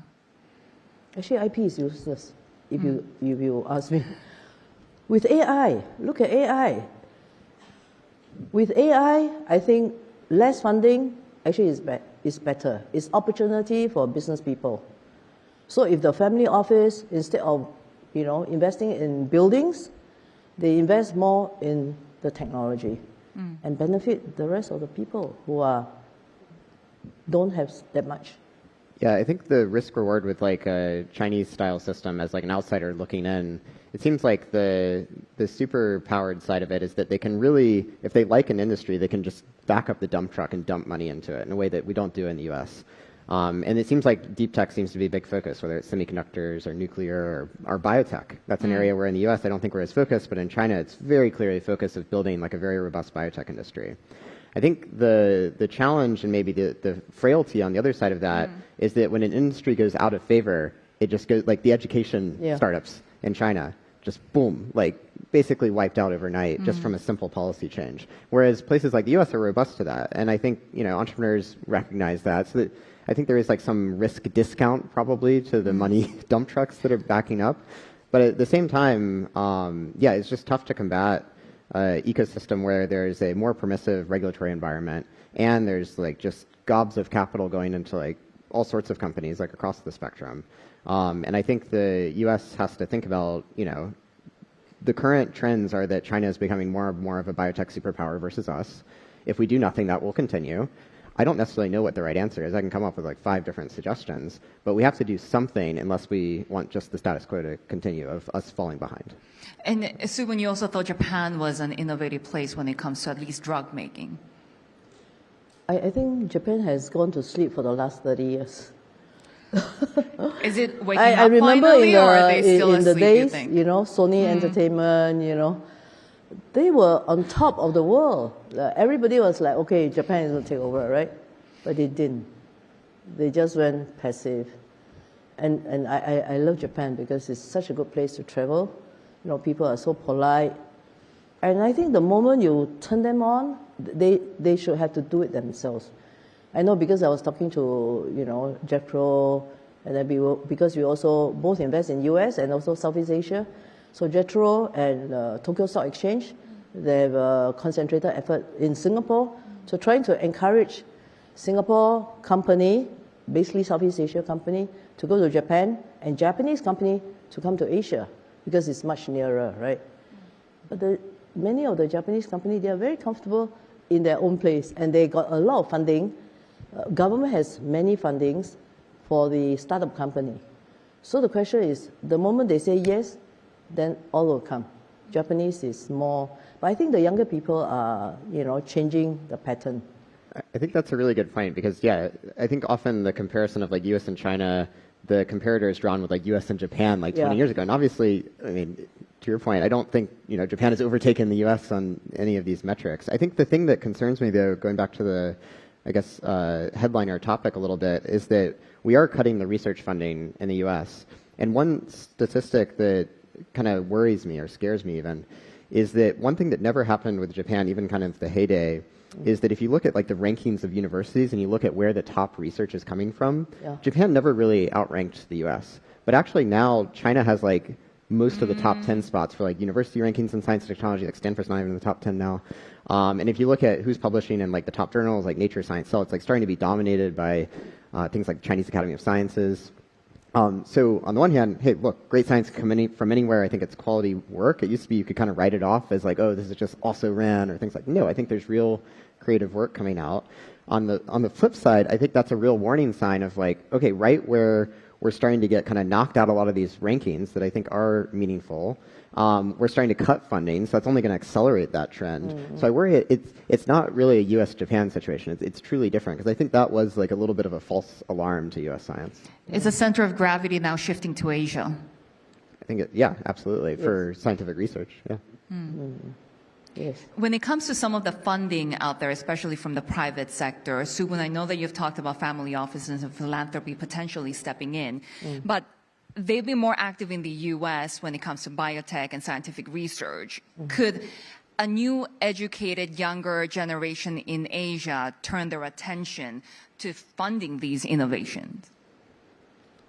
I think for the younger generation, they probably are willing, but they are not in the driver's seat yet because there's generation change of wealth. And the first two generations of Asian wealth came mainly from the traditional industry. So they need to see something that is physical. Like something property. that is a software. What is a software, right? But only when they make money, then they say, oh, I want to invest in this, So, I met people, it's like, oh, can you find me a deal, 10x return? I said, by the time I find you a deal, 10x return, already done. But I can't tell, It can go into zero, it can go into 20x. So, so the culture need a long time for the Asian family offices, I would say. Because traditionally, they want to protect everything for their family. So what is miracle to me is that the American, the family offices, they actually started years ago already investing in venture capital and all that. And they don't just think about my family, Like you look at Bill Gates, all the donations that's going up is amazing. So that culture is, very difficult to duplicate in Asia. So maybe that's the thing that we should start educating. Do you see the difference in culture as well when you come to Asia and you talk to investors? Yeah, I mean, I think in general, the good news for like healthcare and deep tech is that I think it's like a core human desire, need. It's like a cool thing generally. So I think that there's a lot of interest in the space. I think it really does come down to that historical experience doing it because especially deep tech, I mean, you got to lock up your money for like 10 years and I can go to zero or I can like 100x. It's just a very high kind of risk reward proposition. So. Will artificial intelligence change the game, especially when it comes to shortening the time frames when innovation actually leads to commercialization? Yes. Yeah, given the amount of money put in, we better hope it does. I think the part that everyone's kind of more public about is what I call preclinical part. So that's kind of like finding the new drug candidate, and that's super important. But I think the area that it could have maybe an even more immediate impact is in the clinical trials themselves. Because if you're spending, I don't know, $20 million in 2 years on the preclinical work, you're probably spending like $800 million in 7 years on the clinical work. And a lot of that clinical work is actually perfectly suited to just like standard LLMs. It's like paperwork, it's forms, it's like hundreds and pages of documentation. So I have pretty high hopes that across the spectrum, but especially on the clinical trial side. Yeah. I want to ask a question to both of you. So as we're wrapping up this conversation, how do you fund the next wave of discovery, but do it responsibly, where you're actually balancing, of course, the commercial need, but also with purpose, and really leading to scientific innovations that will change the world? Well, I think... It's a very difficult question for 1 minute, right?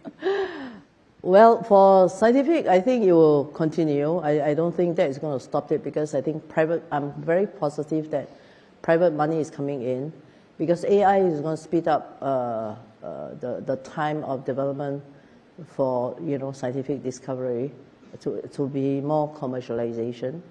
I think AI, I'm looking at also AI, how they actually can help movie industry to digitize, to speed up the whole process of the workflow, and even for storytelling, that normally you need to have movie producer and all that, and that is going to change the landscape. And recently there are phenomena happening. I think one of the speakers is here,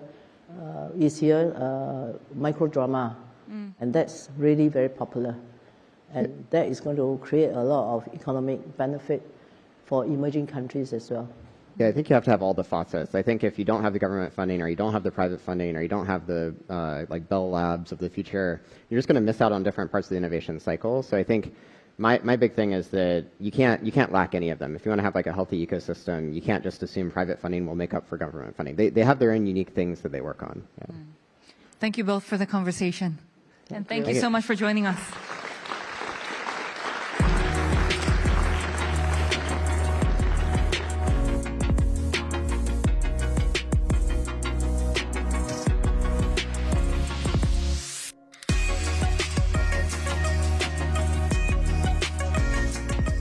Please welcome to the stage Bloomberg's Editor-in-Chief, John Micklethwaite.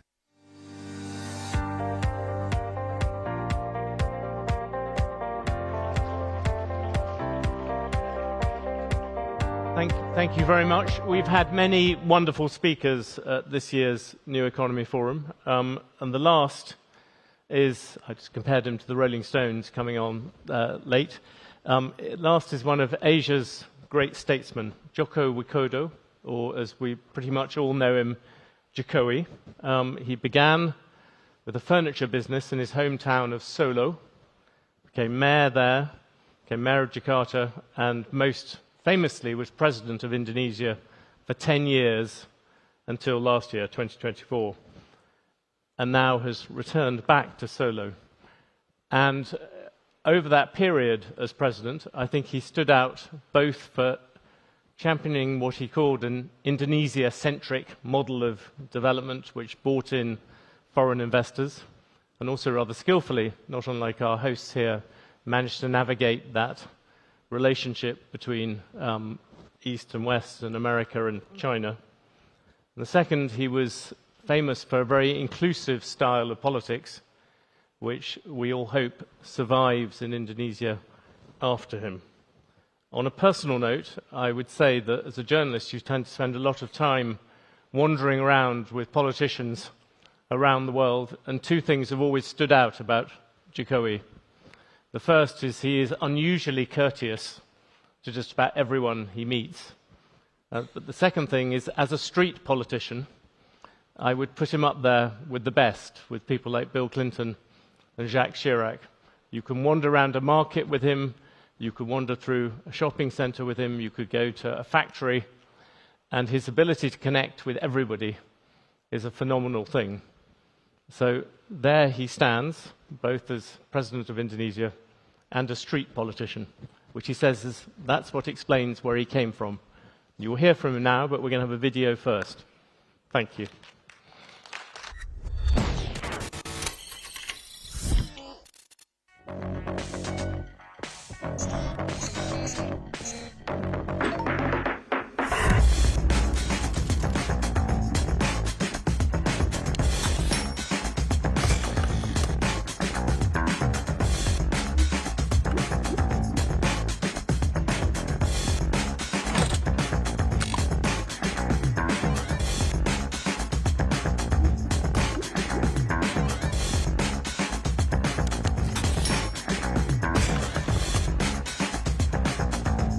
dibutuhkan pemimpin yang mempunyai nyali, dibutuhkan pemimpin yang berani mengambil keputusan, dibutuhkan pemimpin yang berani bertindak, dibutuhkan pemimpin yang berani mengambil risiko.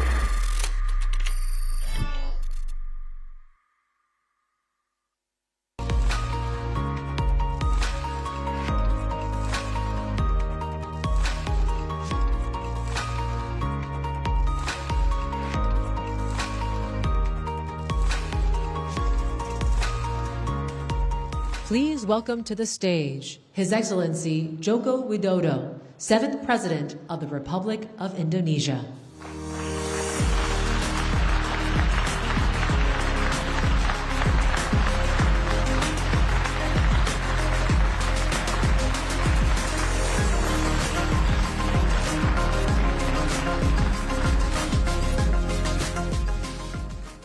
Thank you, John.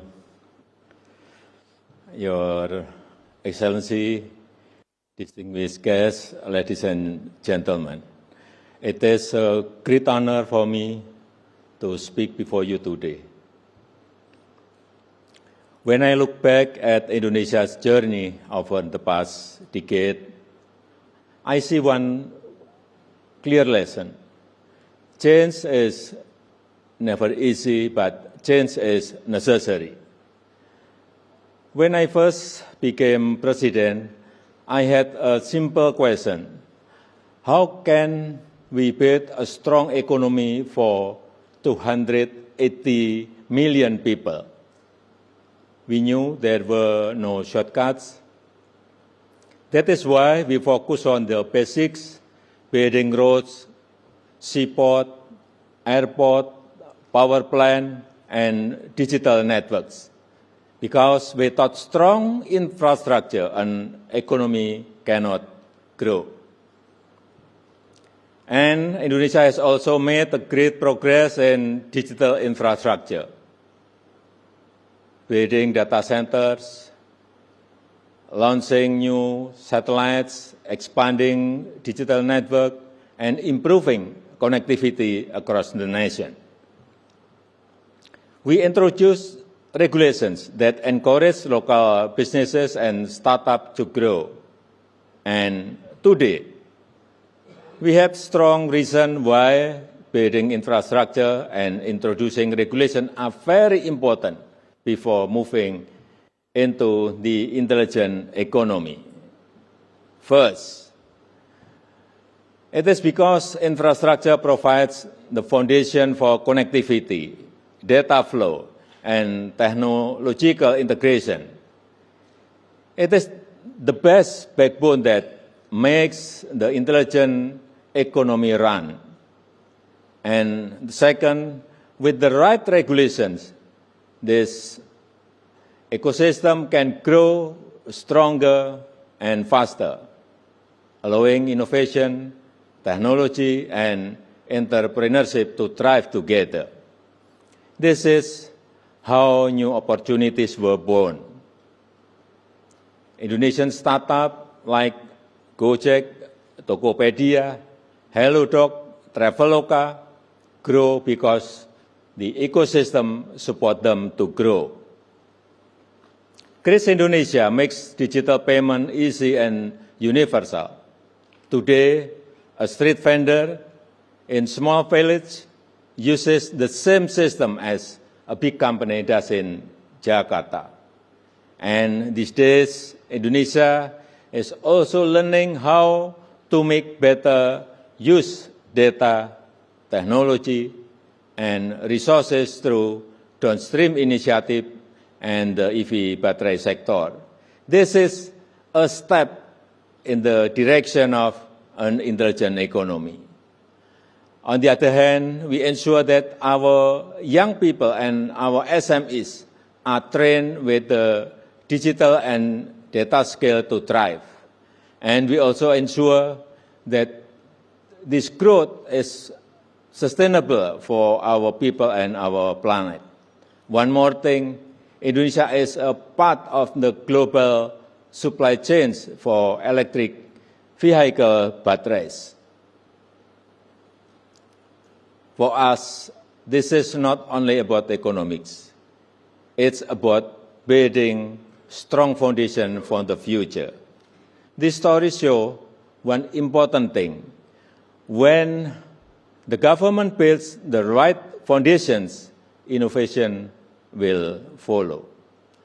With all these efforts together, they form the ecosystem and foundation of Indonesia's new economy.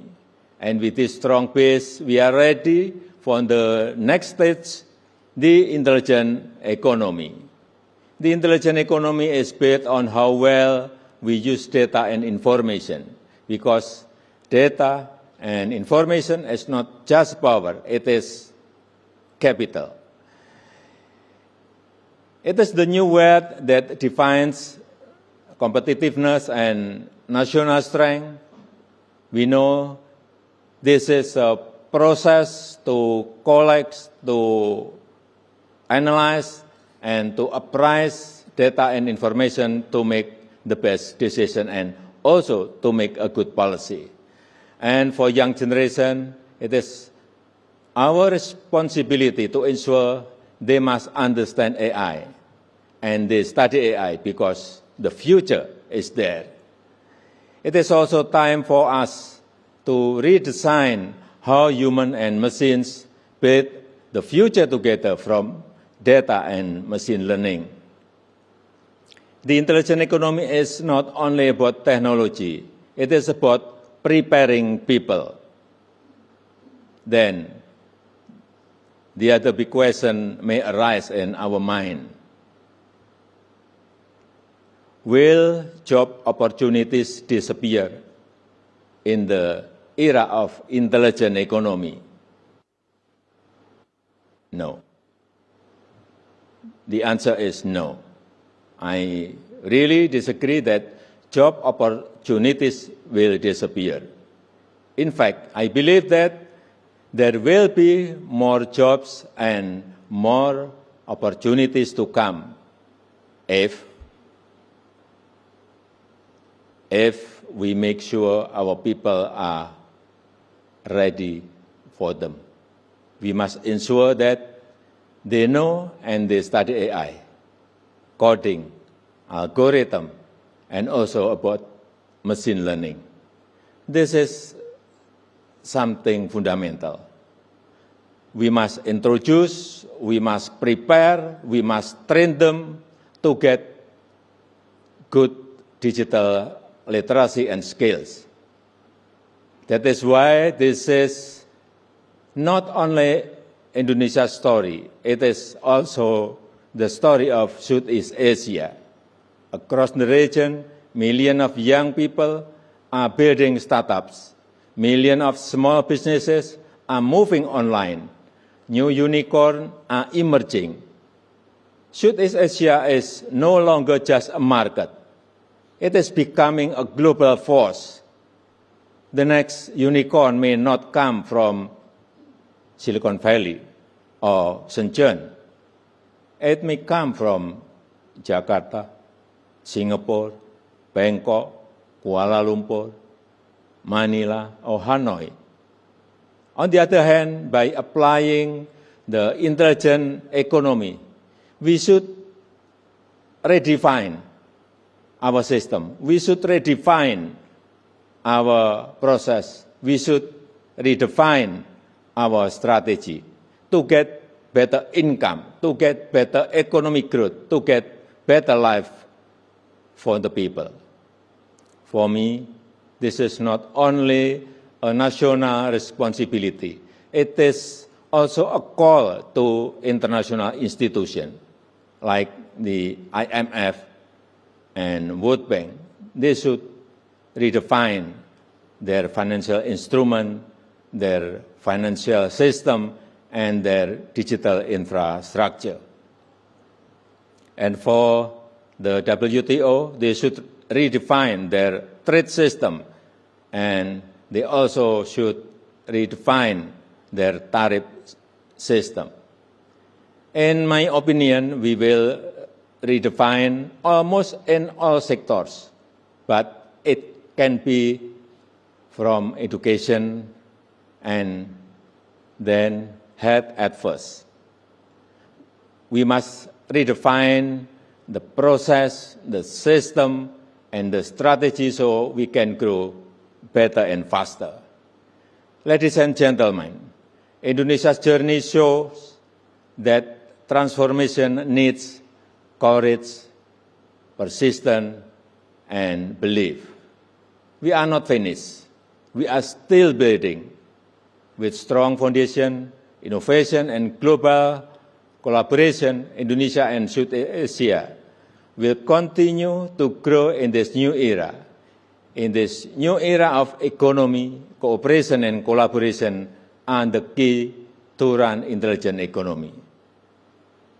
And I believe that in this new economy, the intelligent economy, nations, companies, and societies that can integrate intelligence into governance, industries, and social system will grow better and faster. And I also believe that in the next 5 to 10 years, to 15 years, there will be a big humanoid robotic revolution. And there will be a big AI revolution. So, beware of this. Thank you.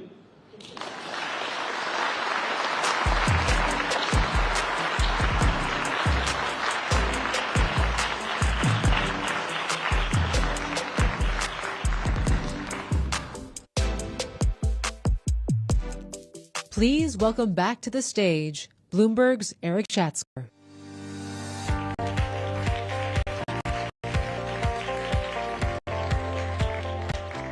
Well, was that a way to finish, or what?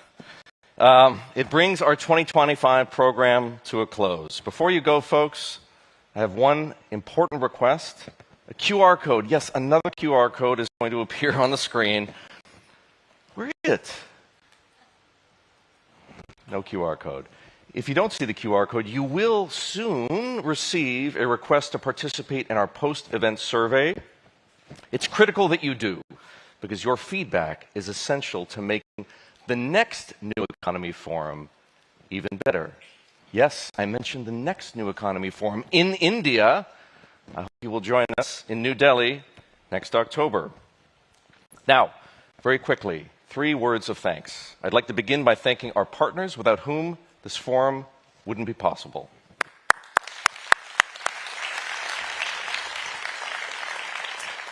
I'd like to thank you, our speakers and our delegates, for coming to Singapore, for participating so enthusiastically, and for helping to build our Bloomberg New Economy community.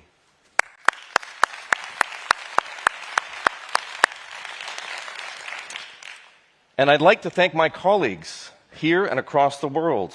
It takes, as you might imagine, and trust me, you can't quite imagine, so much effort, dedication, and care to pull off an event this special. I think they too deserve a round of applause.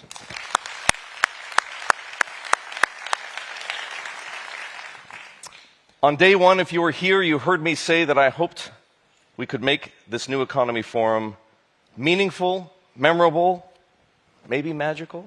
I sincerely hope we succeeded. It is truly so hard to capture, to summarize, to distill all that has happened here these past 3 days. What you've learned, people you've met, the experiences you've all shared with one another. So I'm not even going to try. As we do at every New Economy Forum, let's let those moments speak for themselves.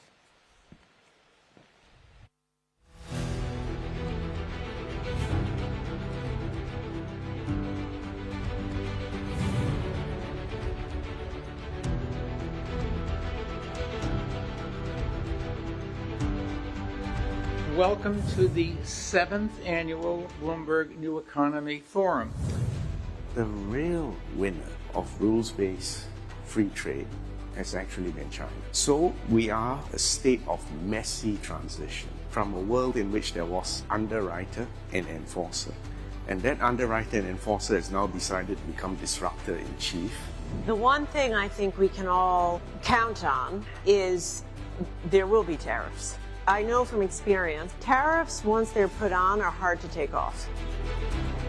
Government intervention in the markets and the economy is here to stay. I just think we've crossed the Rubicon. Whether you like it or you dislike it, I don't really see it changing. We've made a massive change to the financial system in 2008. We collectively stared over the abyss and decided to reform. We really haven't kept pace with what's happened in our markets. Our markets have undergone massive shifts since 2008.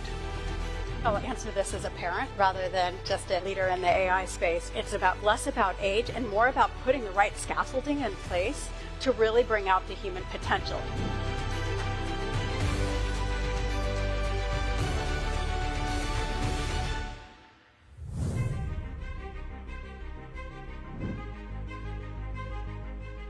Do you think a country like Singapore will have to choose between China and America? The great powers say we don't want you to choose, but of course each one wants us to be a closer friend to them.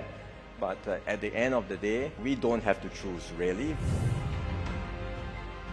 The public markets are the most accessible markets in the world. So if you want to engage the entire population in the economy, then the public markets need to be vibrant and accessible to them. As the world has started talking about distancing, China's taken this seriously and very systematically and comprehensively, and the rest of the world has not. I can say in case of semiconductors by 2031, 2032, in that time frame will be equivalent to what many of these countries are at today, and then it will be a race which will be a very fair and a level playing field. We have proven that the Greek crisis belongs to the past, and I would say that Greece is also indicative of a broader trend where southern European countries are doing better than the traditional powerhouses. Because AI, I genuinely think will be a general purpose technology like electricity, like steam, and these things don't come along that often, and when they do, they have the potential to transform societies, economies, and that's really exciting.